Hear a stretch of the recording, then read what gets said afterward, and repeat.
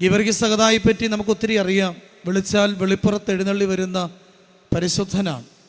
യുവതയുടെ ആത്മവീര്യമാണ് പരിശുദ്ധനായ ഗീവർഗീസ് സഹദ. എന്നാൽ ഇന്ന് ഗീവർഗീസ് സഹദ എവിടെയാണ്? സഹദയന്മാരുടെ ആത്മാക്കൾ ഇന്ന് എവിടെയാണ്? ഒരു വാക്യം നിങ്ങളുടെ ശ്രദ്ധയിൽപ്പെടുത്തുമ്പോൾ നിങ്ങൾക്ക് പെട്ടെന്ന് മനസ്സിലാക്കും. വെളിപാട് പുസ്തകം 6-ാം അധ്യായം 9-ാമത്തെ വാക്യം. വെളിപാട് പുസ്തകം 6-ാം അധ്യായം അതിൻ്റെ 9-ാമത്തെ വാക്യം. അവൻ 5-ാം മുദ്ര പൊട്ടിച്ചപ്പോൾ ദൈവവചന നിമിത്തവും തങ്ങൾ പറഞ്ഞ സാക്ഷ്യം ഹേതുവായി അറുക്കപ്പെട്ടവരുടെ ആത്മാക്കളെ ഞാൻ യാഗപീഠത്തിൻ കീഴിൽ കണ്ടു. അപ്പം ഗീവർഗീസ് സഹദ ഇന്ന് എവിടെയാ? സ്വർഗീയ ബലിപീഠത്തിൻ്റെ കീഴിലാണ് ഗീവർഗീസ് സഹദയുടെ ആത്മാവ് ഇപ്പോൾ ആയിരിക്കുന്നത്. അതുകൊണ്ട് തന്നെ വിളിച്ചാൽ വെളിപ്പുറത്ത് വേഗം പാഞ്ഞെത്തും. ഇന്നലെ കൊടി അവിടെ ഞാനൊരു ദേവാലയത്തിൽ കൊടി ഇറക്കുന്നത് സമാപന ദിവസത്തിൽ വൈകിട്ട് 4 മണിക്കാണ്. ഒരു പ്രദക്ഷിണം പോയി പള്ളിക്ക് ചുറ്റി 3 പ്രാവശ്യം പ്രദക്ഷിണം നടത്തി സെമിട്രിയിൽ പോയി ധൂപം അർപ്പിച്ച് കൊടി ഇറക്കിയാണ് ദേവാലയത്തിൽ കയറി ആശീർവാദത്തോടെയാണ് പെരുന്നാൾ സമാപിക്കുന്നത്. 4 മണി ആയപ്പോഴത്തേക്ക് കറുത്തിരുണ്ടു. മറ്റച്ഛന്മാരാരുമില്ല, ഞാൻ ഒറ്റയ്ക്കേ ഉള്ളൂ. ഞാൻ മദ്ബഹായി കയറി ദൈവത്തോട് പ്രാർത്ഥിച്ച് സഹദായോട് പറഞ്ഞു, എന്നെ വേദനിപ്പിക്കരുത്. രണ്ടും കൽപ്പിച്ച് പ്രാർത്ഥിച്ചുകൊണ്ട് കാപ്പയിട്ട് ഇറങ്ങി. 2-ാമത്തെ പ്രദക്ഷിണത്തിൻ്റെ സമയത്ത് ഒരു തുള്ളി വീണു. 3-ാമത്തെ പ്രദക്ഷിണം ചുറ്റി സെമിട്രിയിലേക്ക് കയറി കിഴക്കോട്ട് തിരിഞ്ഞ് പൂർവ്വസൂരികളുടെ പിതൃകുടീരങ്ങളിൽ നിന്ന് ധൂപം അർപ്പിച്ച് പ്രാർത്ഥിക്കുമ്പോൾ ഞാൻ ആകാശത്തേക്കത് നോക്കി. പ്രിയമുള്ളവരെ, പെട്ടെന്ന് എൻ്റെ ശ്രദ്ധയിൽപ്പെട്ടു. പഞ്ഞിപോലെ ഒരു തുണ്ട് മേഘമിറങ്ങി ഈ കരിമേഘങ്ങളെ മുഴുവൻ അങ്ങ് മറച്ചു. ഞാൻ വിചാരിച്ച് ഞാൻ മാത്രമായിരിക്കും കണ്ടതെന്ന്. കൊടിയിറക്കി ദേവാലയത്തിൽ കയറി ധൂപം അർപ്പിച്ച് കൈമുത്തിച്ച് കാപ്പയൂരി ഇറങ്ങി വരുമ്പോൾ അവിടെ നിന്നവരെല്ലാവരും പറഞ്ഞു, അച്ഛാ, സഹദ നമ്മുടെ കൂടെയുണ്ട്. കൈമുത്തിക്കൊണ്ടിരിക്കുമ്പോൾ പെരുമഴയായിരുന്നു.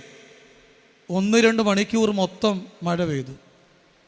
ഞാൻ പറഞ്ഞു വന്നത്, മനസ്സ് നൊമ്പരപ്പെട്ടുകൊണ്ടൊന്ന് വിളിച്ചാൽ വിളിപ്പുറത്ത് ഇറങ്ങി വരുന്ന ഒരു മധ്യസ്ഥനാണ്, സഹദയാണ്. ആര്?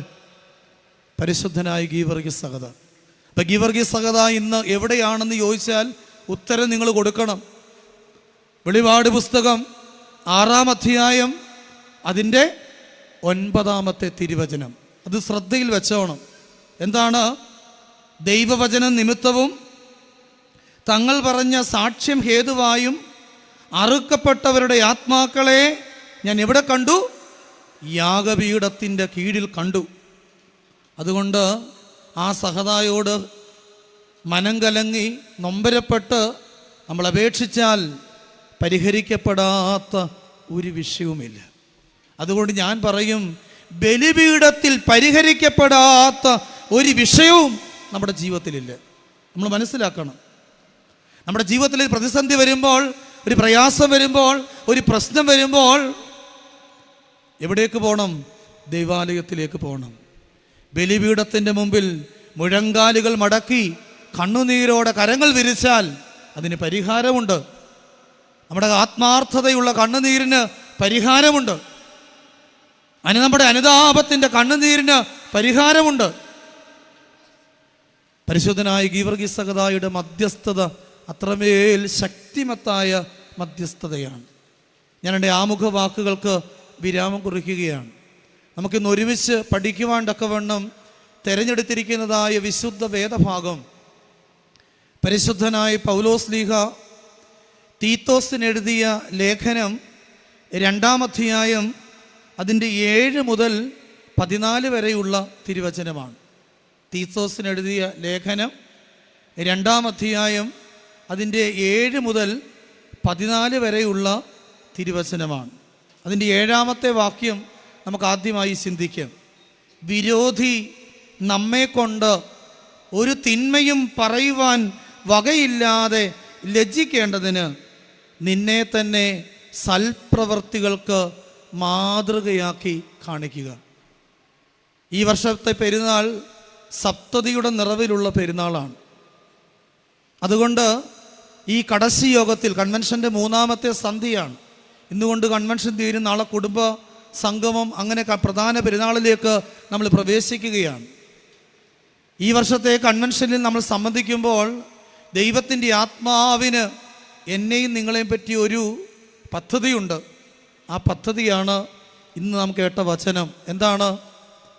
എന്താണ്? വിരോധി നമ്മെക്കൊണ്ട് ഒരു തിന്മയും പറയുവാൻ വകയില്ലാതെ ലജ്ജിക്കേണ്ടതിന് സൽപ്രവർത്തികൾക്ക് മാതൃകയുള്ള ജീവിതം നയിക്കുവാൻ നമുക്ക് സാധിക്കണം. ഇത് പൗലോസ്ലീഹ തീത്തോസിന് കൊടുത്ത ഒരു പ്രബോധനമാണ്. സുവിശേഷ വേലയ്ക്ക് വേണ്ടി തീത്തോസിനെ പറഞ്ഞയക്കുമ്പോൾ തീത്തോസിനൊരു കൽപ്പന പോലെ, ഒരു പ്രബോധനം പോലെ കൊടുക്കുന്നതായ ഉപദേശങ്ങളുടെ ഒരു അനുഭവമാണ് ഈ തീത്തോസിന് എഴുതിയ ഈ ലേഖനത്തിൽ നമ്മൾ കാണുന്നത്. അതിലെ താക്കോൽ വാക്യമാണ് ഈ വാക്യം.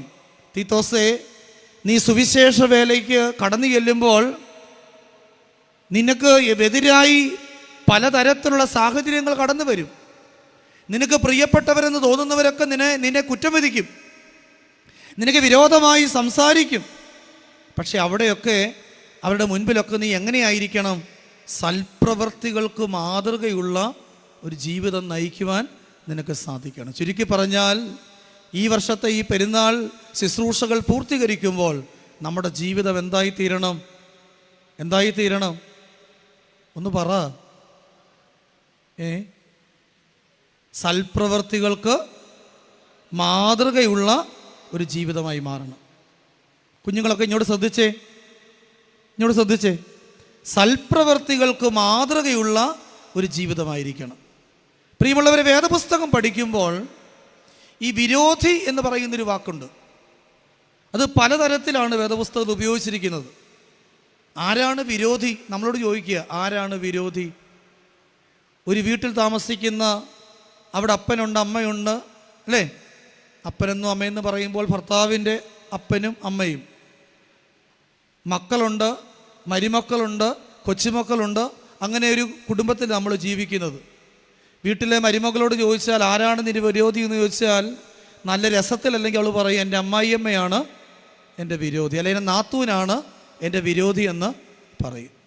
നല്ല ആത്മീയ ഗോളത്തിലേക്ക് കടന്നു വരുമ്പോൾ സുവിശേഷ ഭാഷ്യത്തിൽ ചോദിച്ചാൽ ഇവിടുത്തെ വിരോധി ആരാണ്? പിതാക്കന്മാർ പറയുന്നത് നമ്മുടെ വർഗശത്രുവായ പിശാചാണ് നമ്മുടെ വിരോധി. നമ്മുടെ വർഗശത്രുവായ പിശാചാണ് നമ്മുടെ വിരോധി.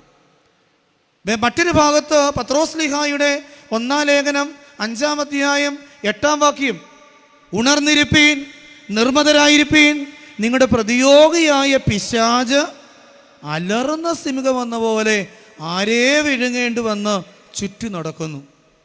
അവിടെ 2 പദങ്ങൾ ഉപയോഗിക്കുന്നു. ഒന്ന് പ്രതിയോഗി, മറ്റൊന്ന് പിശാച്. പഴയ നിയമത്തിലേക്ക് കടന്നു പോകുമ്പോൾ നഹൂം പ്രവാചകന്റെ പുസ്തകം 2-ാം അധ്യായം 1-ാമത്തെ വാക്യം, സംഹാരകൻ നിനക്കെതിരെ കയറി വരുന്നു, കോട്ട കാത്തുകൊള്ളുക, അരമുറുക്കുക, നീ നിന്നെ തന്നെ നല്ലവണ്ണം ശക്തീകരിക്കുക. പഴയ നിയമത്തിലൊക്കെ ഉപയോഗിക്കുന്നൊരു വാക്കാണ് എന്ത്? സംഹാരകൻ എന്നൊരു വാക്ക്. നമ്മൾ പാട്ട് പാടുന്നുണ്ടല്ലോ, എൻ സങ്കടങ്ങൾ സകലവും തീർന്നു പോയേ, സംഹാര ദൂതേ എന്നെ കടന്നുപോയി. അവിടെ ഉപയോഗിക്കുന്ന വാക്കാണ് സംഹാരകൻ. അപ്പൊ പഴയ നിയമത്തിൽ കാണുന്നൊരു വാക്കാണെന്ത്? സംഹാരകൻ. പുതിയ നിയമത്തിൽ വിരോധി, പ്രതിയോഗി, പിശാച്, നമ്മുടെ ആരാധനാ ഭാഷയിൽ തിന്മപ്പെട്ടവൻ. മറ്റൊന്നാണ് ആകൽ കറുസ. നോമ്പിലൊക്കെ നമ്മൾ ഉപയോഗിക്കുന്നൊരു വാക്കാണ് എന്ത്? ആകൽ കറുസ. എന്താ ഈ ആകൽ കറുസ? ആകൽ കറുസായിക്ക് ഒരു ആക്ഷരിക അർത്ഥമുണ്ട്. എന്നറിയാമോ? തിന്മയെ ഭുജിക്കുന്നവൻ എന്നാണ് ആ വാക്കിൻ്റെ അർത്ഥം. എവിടെ ചെന്നാലും തിന്മയുടെ പക്ഷം ചേരുന്നവർ, തിന്മയ്ക്ക് വേണ്ടി മാത്രം നിലകൊള്ളുന്നവർ, തിന്മ മാത്രം സംസാരിക്കുന്നവർ, അങ്ങനെ പലതരത്തിലുള്ള വാക്കുകളാണ് വേദപുസ്തകത്തിൽ ഉപയോഗിക്കുന്നത്. പ്രിയമുള്ളവരെ, പൗലോസ് ലീഗ തീത്തോസിനോട് പറയുകയാണ്, വിരോധിയായ പിശാച് നിന്നിൽ ഒരു കുറ്റവും കാണുവാൻ നിന്റെ ജീവിതം നീ അവന് വെച്ച് കൊടുക്കരുത്. നീ അവൻ്റെ മുൻപിൽ എങ്ങനെയായിരിക്കണം? സൽപ്രവർത്തികൾക്ക് മാതൃകയുള്ള ഒരു ജീവിതം നയിക്കണം. വേദപുസ്തകം പഠിക്കുമ്പോൾ 3 ഇടങ്ങളിൽ ഇങ്ങനെ വിരോധി കുറ്റം ചുമത്തുന്നതായിട്ട്, പിശാച് കുറ്റം ചുമത്തുന്നതായിട്ട് വേദപുസ്തകത്തിൽ കൊടുത്തിട്ടുണ്ട്. ഒന്നാമതായി കൊടുത്തിരിക്കുന്നത് ഇയ്യോബിൻ്റെ പുസ്തകം, അതിൻ്റെ 1-ാം അധ്യായം, അതിൻ്റെ 6 മുതലുള്ള വാക്യമാണ്. വേദപുസ്തകം ഉള്ളവരൊക്കെ ഇതൊക്കെ തുറന്നു വായിക്കണം കേട്ടോ. ഞങ്ങൾ സെമിനാരി പഠിക്കുമ്പോൾ നമ്മുടെ ചെങ്ങന്നൂർ ഭദ്രാസനത്തിൻ്റെ മെത്രോപ്പൊലിത്തയാണെന്ന് പഴയ നിയമം പഠിപ്പിക്കുന്നത് എൻ്റെ ഇടവക്കാരനായ തീമോത്തിയോസ് തിരുമേനി. പഠിപ്പിക്കുന്ന സമയത്ത് തിരുമേനി ചില വാക്കുകളൊക്കെ ഇങ്ങനെ ബോർഡിൽ എഴുതിയിടും, ചില ഹീബ്രു വാക്കുകളൊക്കെ എഴുതിയിടും. അതിന് തത്തുല്യമായ ഇംഗ്ലീഷ് മലയാള പദങ്ങൾ നമ്മൾ ഈ വേദപുസ്തകത്തിൽ കണ്ടുപിടിച്ച് പറയണം. അപ്പോൾ വേദപുസ്തകം മുൻപിലില്ലെങ്കിൽ തിരുമേനി ഇറക്കി വിടും ക്ലാസ്സിൽ നിന്ന്. തിരുമേനിയുടെ നിലപാട് ഞാനിവിടെ എടുത്താൽ കൺവെൻഷൻ ഇന്നാരും കാണത്തില്ല. മനസ്സിലായോ? തിരുമേനിയുടെ അന്ന് തിരുമേനി എടുത്ത നിലപാട് ഞാൻ ഇന്നിവിടെ കൺവെൻഷനിൽ എടുത്താൽ എൻ്റെ പ്രസംഗം കേൾക്കാൻ ഞാൻ എണ്ണി നോക്കിയപ്പം 8 പേരുടെയിലേ ഉള്ളൂ വേദപുസ്തകം. ഇവിടെ പറയുന്നത് ഇയ്യോബിൻ്റെ പുസ്തകം 1-ാം അധ്യായം 6 മുതൽ 10 വരെയുള്ള വാക്യങ്ങളാണ്. എന്താ കൊടുത്തിരിക്കുന്നത്? ഒരു ദിവസം ദൈവപുത്രന്മാർ യഹോവയുടെ സന്നിധി നിൽക്കുവാൻ ചെന്നു. അവരുടെ കൂട്ടത്തിൽ ആരും ചെന്ന് നിന്നു? നോക്കിക്കേ, ദൈവപുത്രന്മാർ യഹോവയുടെ സന്നിധിയിൽ ചെന്ന് നിന്നു. എന്തോനാ ചെന്ന് നിന്നേ? ദൈവത്തിൻ്റെ മുമ്പിൽ എന്തോനാ ചെന്ന് നിന്നേ? ഒന്ന് ഉറക്കെ പറ. ഒരു ജീവനില്ലാത്ത പോലെ ഇരിക്കുന്ന എന്താ? പ്രാർത്ഥിക്കാൻ ചെന്ന് നിന്നതാ. ചെന്ന് നിന്നപ്പോൾ കൂടെ ആരും ഉണ്ട്. അപ്പം പ്രാർത്ഥിക്കാൻ പായിടുമ്പോൾ ആര് വരും? 2 പക്ഷമില്ല. അതുകൊണ്ട് നമ്മൾ 2 പാട്ട് കഴിയുമ്പോൾ 5 വായിക്കോട്ട വിടും.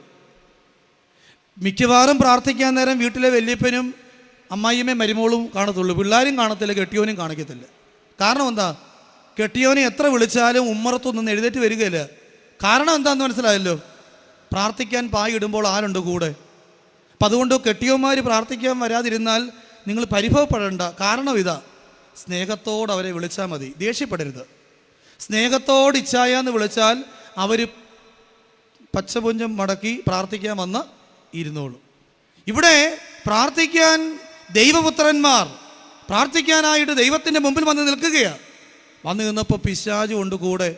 അപ്പോൾ യഹോവയായി ദൈവം സാത്താനോട് ചോദിച്ചു, നീ എവിടെ നിന്ന് വരുന്നു എന്ന് ചോദിച്ചതിന് സാത്താൻ പറഞ്ഞു, ഞാൻ ഭൂമി മുഴുവൻ ഊടാടി സഞ്ചരിച്ചിട്ട്. ഇത്രയും പറഞ്ഞപ്പോൾ യഹോവ ചോദിച്ചു, എൻ്റെ ദാസനായ ഇയ്യോബിൻ്റെ മേൽ നീ ദൃഷ്ടി വെച്ചു. ഞാനൊരു ചോദ്യം ചോദിക്കട്ടെ. ഞാൻ +2 പഠനം കഴിഞ്ഞപ്പോൾ 5-8 വർഷം ഈ ട്യൂഷൻ ഫീൽഡിലായിരുന്നു. അത് കഴിഞ്ഞിട്ട് അതിനോടൊപ്പം തന്നെ ഞാൻ ഡിഗ്രി എടുത്തു, സിവിൽ എഞ്ചിനീയറിംഗിന് പഠിച്ചു, PG പഠിച്ചു. അങ്ങനെയൊക്കെ കഴിഞ്ഞാണ് പിന്നെ സെമിനാരിൽ പോകുന്നത്. അതുകൊണ്ട് ഈ പിള്ളേരോട് ചോദിക്കുന്ന പോലെ ഇടയ്ക്കിടയ്ക്ക് ചോദ്യമൊക്കെ ചോദിക്കും. അതുകൊണ്ട് ക്ഷമിക്കണം എന്നോട്. ഇവിടെ യഹോവയായി ദൈവം സാത്താനോട് ചോദിക്കുക, എന്താ ചോദിച്ചേ? എൻ്റെ ദാസനായ ഇയ്യോബിൻ്റെ മേൽ നീ ദൃഷ്ടി വെച്ചു.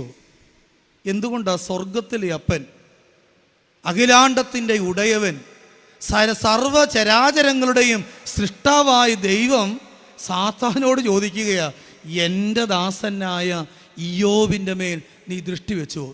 ഇങ്ങനെ ചോദിക്കാനുള്ള കാരണം എന്താ?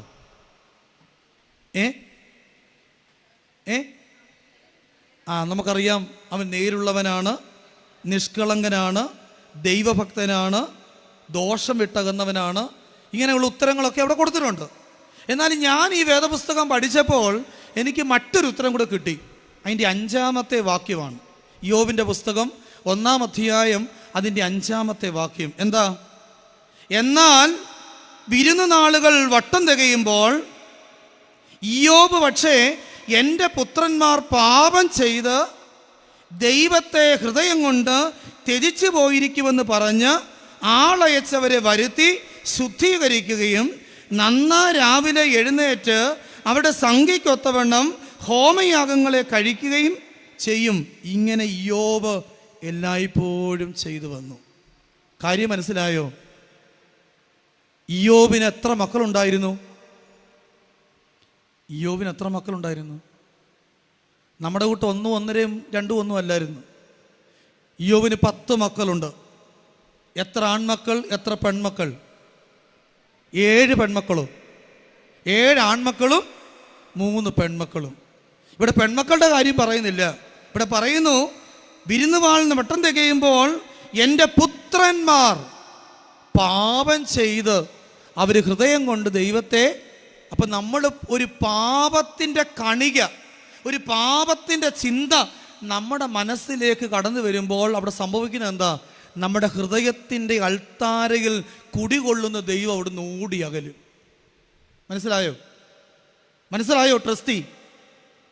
ഹൃദയത്തിലേക്കൊരു പാപത്തിൻ്റെ തരംഗം, ഒരു പാപത്തിൻ്റെ കണിക ഹൃദയത്തിലേക്ക് കടന്നു വരുമ്പോൾ ഹൃദയത്തിൻ്റെ അകത്തളങ്ങളിൽ കുടിയിരിക്കുന്ന ദൈവം എന്ത് ചെയ്യും? അവിടെ നിന്ന് ഇറങ്ങിപ്പോകും. ഞാൻ പറഞ്ഞതല്ല, ഇയ്യോബിൻ്റെ പുസ്തകത്തിൽ നിന്ന് പറഞ്ഞതാ, പഠിച്ചതാ. ഇയ്യോബിന് 10 മക്കൾ. ഇന്നത്തെ ഇയ്യോബുമാരുടെ മക്കൾ, ഇന്നത്തെ ഇയ്യോബുമാർക്ക് 10 മക്കളുണ്ടെങ്കിൽ മൂത്തവൻ കാനഡയിൽ, രണ്ടാമത്തവൻ ഓസ്ട്രേലിയയിൽ, മൂന്നാമത്തവൻ UK, അടുത്തവൻ അമേരിക്കയിൽ, കുവൈറ്റ്, ഷാർജ, അബുദാബി, ബാംഗ്ലൂർ എന്ന് വേണ്ട, കൊച്ചി, പലയിടങ്ങളിൽ. പണ്ടിവർ പുലിയൂരിൽ നിന്നപ്പം പഞ്ചപാവങ്ങളായിരുന്നു. 12ാം ക്ലാസ്സൊക്കെ പഠിച്ച് നല്ല റാങ്കൊക്കെ മേടിച്ചവരാ, മദ്ബഹായിൽ ശുശ്രൂഷിച്ചവരാ, യൗവന പ്രസ്ഥാനത്തിലൊക്കെ ആത്മവീര്യത്തോടെ പോരാടിയവരാ. പക്ഷെ പുലിയൂരിൻ്റെ ദേശം വിട്ടപ്പോൾ, പലയിടങ്ങളിൽ അവർ ചേക്കേറിയപ്പോൾ, പോയ വഴിക്ക് അവർ കുപ്പി പൊട്ടിച്ച് കാണും, ഗേൾ ഫ്രണ്ടുമായിട്ട് കറങ്ങിക്കാണും, അരുതാത്ത പ്രവൃത്തികളൊക്കെ പ്രവർത്തിച്ചും കാണും, ചിന്തിച്ചും കാണും, എല്ലാ തരത്തിലും അവർ പാപം ചെയ്ത് കാണും. പക്ഷെ ഇന്നത്തെ അപ്പന്മാരായ ഇയ്യോബുമാർക്ക് ആ മക്കളെപ്പറ്റി യാതൊരു ആത്മഭാരവും ഇല്ല. മനസ്സിലായോ? നമ്മുടെ മക്കളെപ്പറ്റി എന്തെങ്കിലും ഒരു ആത്മഭാരം നമ്മളെ ഭരിക്കുന്നുണ്ടോ? എനിക്ക് 2 കുഞ്ഞുങ്ങളുണ്ട്. മൂത്തവൻ 10ാം ക്ലാസ്സിലേക്ക് കയറി, മദ്ബഹായിലെ ശുശ്രൂഷകന്. ഇടയ്ക്കിടയ്ക്ക് അവൻ എന്തെങ്കിലും കുരുത്തക്കേട് കാണിക്കുമ്പോൾ ഞാൻ പറയും, ഇവിടെ കാണിക്കുന്ന കുരുത്തക്കേട് നീ പുറത്തു കാണിച്ച് കുറച്ചുകൂടെ അങ്ങോട്ട് പ്രായമായി കഴിയുമ്പോൾ എന്തെങ്കിലും വികൃതിത്തരം നീ കാണിച്ചാൽ, എനിക്കൊരു പേരുദോഷമുണ്ടായാൽ അന്ന് ഞാൻ VRS എടുത്ത് വീട്ടിലിരിക്കും. പിന്നെ ഞാൻ ഇടവക ശുശ്രൂഷയ്ക്ക് പോവുകയല്ല. ഇടയ്ക്കിടയ്ക്ക് അവനെ ഞാൻ ഓർപ്പിക്കും. അത് പ്രിയമുള്ളവരെ, ഇവിടെ ഞാൻ ഓർമ്മിപ്പിക്കുകയാണ്. എന്താണ്? 10 മക്കളാ, 7 എണ്ണം ഏതെങ്കിലുമൊക്കെ തരത്തിൽ പാപം ചെയ്ത് കാണും. തൻ്റെ മക്കളെ പറ്റി ആത്മഭാരമുള്ള ഒരു പിതാവ്, അതിനപ്പുറമായി ദൈവം ദാനമായി തന്ന തലമുറയെ ബലിപീഠത്തോട് ചേർത്ത് വെക്കുന്ന ഒരു പിതാവ്. എത്ര പിതാക്കന്മാർ ഇങ്ങനെ മലങ്കരയിലുണ്ട്? തലമുറയെ ബലിപീഠത്തോടെ ചേർത്ത് വെക്കുന്ന അപ്പന്മാരും അമ്മമാരും ഇന്ന് സഭയിൽ കുറഞ്ഞുകൊണ്ടിരിക്കുകയാണ്. അതിൻ്റെ എല്ലാ വൈകൃതങ്ങളും നമ്മുടെ ചുറ്റുപാടുകളിലുണ്ട്. ഇവിടെ പറയുക, അവരെ ആളയച്ച് വരുത്തും. ശനിയാഴ്ച രാത്രി മംഗലാപുരത്തുനിന്ന് പഠനം കഴിഞ്ഞ് വീട്ടിൽ വന്നാലും അപ്പൻ അതിരാവിലെ ആരെ വിളിക്കും? മകനെ വിളിക്കും. ബാ, നമുക്ക് എഴുന്നേറ്റ് ഒരുങ്ങി പള്ളിയിലോട്ട് പോകാം. അങ്ങനെയാണോ? നീ കിടന്നുറങ്ങിക്കോ മോനെ, നീ ഒത്തിരി കഷ്ടപ്പെട്ട് വന്നതല്ലേ. ഞാനും അപ്പനും കൂടി പള്ളിയിൽ പോയിട്ട് അവനെ കിടത്തി ഉറക്കുകയാണ്. നമ്മുടെ മക്കളെ ഇങ്ങനെ കിടത്തി ഉറക്കുകയാണ്. ഉറക്കിക്കോ, നാളെ അവർ നമ്മളെ മയക്കി കിടത്തും. നമ്മളിന്ന് ഉറക്കി കിടത്തിക്കോ, നാളെ നമ്മുടെ തലമുറ നമ്മളെ മയക്കി കിടത്തും. ഇയ്യോബ് അങ്ങനെ ആയിരുന്നില്ല. അവരെ ആളയച്ച് വരുത്തിയിട്ട് എന്ത് ചെയ്യും? അവരെ ശുദ്ധീകരിക്കും. നന്നാ രാവിലെ എഴുന്നേറ്റ് അവിടെ സംഖ്യയ്ക്കൊത്തവണ്ണം ഹോമയാഗങ്ങളെ കഴിക്കും. ഇതെപ്പോഴും ചെയ്യുമായിരുന്നു. പുതുപ്പള്ളി പെരുന്നാൾ വരുമ്പോൾ ഉള്ള പേരെല്ലാം കൂടെ എഴുതി ത്രോണസ് കൊടുക്കുന്ന പോലെ അല്ല. എല്ലാ ആരാധനയിലും മക്കളുടെ പേരുകൾ എഴുതി ത്രോണോസിൽ വെച്ച് പ്രാർത്ഥിക്കുന്ന അപ്പന്മാരും അമ്മമാരും ഈ സഭയിലുണ്ടാകണം. മക്കൾക്ക് വേണ്ടി കരയണം. കർത്താവേശു മിശിഹ കാൽവറിയുടെ വിരിമാറിൽ മരക്കുരിശ് വഹിച്ചുകൊണ്ട് കാൽവറിയുടെ കൊളക്കളത്തിൽ കയറിയപ്പോൾ തമ്പുരാൻ ഭാരമേ ഉണ്ടായിരുന്നുള്ളൂ. യെരൂശലേം പുത്രിമാരെ, നിങ്ങൾ എന്നെ ചൊല്ലി നിങ്ങളെയും നിങ്ങളുടെ മക്കളെയും ചൊല്ലിക്കരവേൻ. പ്രിയമുള്ളവരെ, 84 സങ്കീർത്തനം പറയുന്നു, കുരുകിലൊരു വീടും മീവൽ പക്ഷി കുഞ്ഞുങ്ങൾക്കൊരു കൂടും കണ്ടെത്തിയിരിക്കുന്നു. എന്തുവാ? എവിടെയാ? എൻ്റെ രാജാവും എൻ്റെ ദൈവമേ, ദൈവത്തിൻ്റെ യാഗപീഠങ്ങളെ തന്നെ. തലമുറയെ ബലിപീഠത്തോടെ ചേർത്ത് വെക്കുന്ന അപ്പനും അമ്മയ്ക്കും ദുഃഖിക്കേണ്ടി വരത്തില്ല. തലമുറയെ ബലിപീഠത്തോട് ബന്ധിപ്പിക്കുന്ന, തലമുറയെ ആരാധനയോട് ചേർത്ത് നിർത്തുന്ന അപ്പനും അമ്മയ്ക്കും ഒരിക്കലും ദുഃഖിക്കേണ്ടി വരികയില്ല. ഇവിടെ എൻ്റെ ദാസനായ ഇയ്യോബിൻ്റെ മേൽ ദൃഷ്ടി വെച്ചു. ഇത്രയും ഭക്തനായി ജീവിച്ച ഒരു മനുഷ്യൻ്റെ മേൽ ദൃഷ്ടി വെച്ചോ എന്ന് സ്വർഗത്തിലെ ദൈവം സാത്താനോട് ചോദിച്ചുവെങ്കിൽ, പ്രിയമുള്ളവരെ, ഈ പാപികളും ബലഹീനരുമാകുന്ന എന്നെ നിങ്ങളെ പറ്റി പിശാച് നമ്മളെ കാറ്റിൽ പറത്തിക്കളത്തില്ലേ? ഇത്രയും ഭക്തനായി ജീവിച്ച ഒരു മനുഷ്യൻ, ഭാര്യ പോലും ദൈവത്തെ തള്ളിപ്പറയാൻ പറഞ്ഞപ്പോൾ ഈ എന്തോ പറഞ്ഞേ, നീ ഒരു പൊട്ടി സംസാരിക്കുന്നത് പോലെ സംസാരിക്കരുത്. സ്വന്തം ഭാര്യ വരെ നിലക്കി നിർത്തിയ ഒരു ഭർത്താവ്. ഇങ്ങനെയുള്ള ഭർത്താക്കന്മാരിന്ന് കുറഞ്ഞുകൊണ്ടിരിക്കുക, ഇങ്ങനെയുള്ള അപ്പന്മാരിന്ന് കുറഞ്ഞുകൊണ്ടിരിക്കുക. അതിൻ്റെ എല്ലാ വൈകൃതങ്ങളും എവിടെയുണ്ട്? ഇന്ന് സഭയിലും സമൂഹത്തിലുമുണ്ട്. ഒന്നാമതായി, ദൈവത്തിൻ്റെ ഹൃദയപ്രകാരമുള്ള മനുഷ്യനായ ഇയ്യോബിനെ കുറ്റം ചുമത്തുവാൻ ആര് കടന്നു വന്നു? പിശാച് കടന്നു വന്നു. രണ്ടാമതായി, സഖരിയ പ്രവാചകന്റെ പുസ്തകം 3-ാം അധ്യായം അതിൻ്റെ 1 മുതൽ 5 വരെയുള്ള വാക്യം. സഖരിയ പ്രവാചകന്റെ പുസ്തകം 3-ാം അധ്യായം അതിൻ്റെ 1 മുതൽ 5 വരെയുള്ള വാക്യം. അവിടെ വായിക്കുന്നത് ഇങ്ങനെയാ: അനന്തരം അവൻ എനിക്ക് മഹാപുരോഹിതനായി യോശുവ യഹോവയുടെ ദൂതന്റെ മുമ്പിൽ നിൽക്കുന്നതും സാത്താൻ അവനെ കുറ്റം ചുമത്തുവാൻ അവൻ്റെ വലതു ഭാഗത്ത് നിൽക്കുന്നതും കാണിച്ചു തന്നു. ഈ വേദഭാഗത്ത് എന്താ കാണുന്നേ? ഈ വേദഭാഗത്ത് കാണുന്നത് സാധാരണക്കാര് മനുഷ്യനല്ല. അവനാരെയാ? പട്ടക്കാരനല്ല. പിന്നാരാ? മേൽപ്പട്ടക്കാരനാ, മഹാപുരോഹിതനാ. മഹാപുരോഹിതനായി യോശുവ ബലിപീഠത്തിൻ്റെ അടുക്കൽ കടന്നു വരുമ്പോൾ ബലിപീഠത്തിൻ്റെ വലതുവശത്ത് ആര് വന്ന് നിൽക്കുന്നു? ആര് വന്ന് നിൽക്കുന്നു? ഇവിടെ വലിയ കാര്യം, സാത്താൻ വന്ന് നിൽക്കുന്നു. അപ്പോൾ എന്താ അവിടെ സംഭവിക്കുന്നേ? യഹോവ സാത്താനോട്, 2-ാമത്തെ വാക്യം, സഖരിയ പ്രവാചകന്റെ പുസ്തകം 3-ാം അധ്യായം അതിൻ്റെ 2-ാമത്തെ വാക്യം. യഹോവ സാത്താനോട്, സാത്താനെ, യഹോവ നിന്നെ ഭത്സിക്കുന്നുവെന്ന് പറഞ്ഞു. എന്നിട്ട് എന്തോ പറഞ്ഞേ? ഇവൻ തീയിൽ നിന്ന് വലിച്ചെടുക്കപ്പെട്ട കൊള്ളിയല്ലയോ?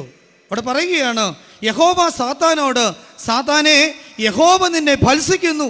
2 കാര്യം പിശാചിനെ ദൈവം ഓർമ്മപ്പെടുത്തുകയാണ്. ഒന്ന് എന്താണെന്നറിയാമോ?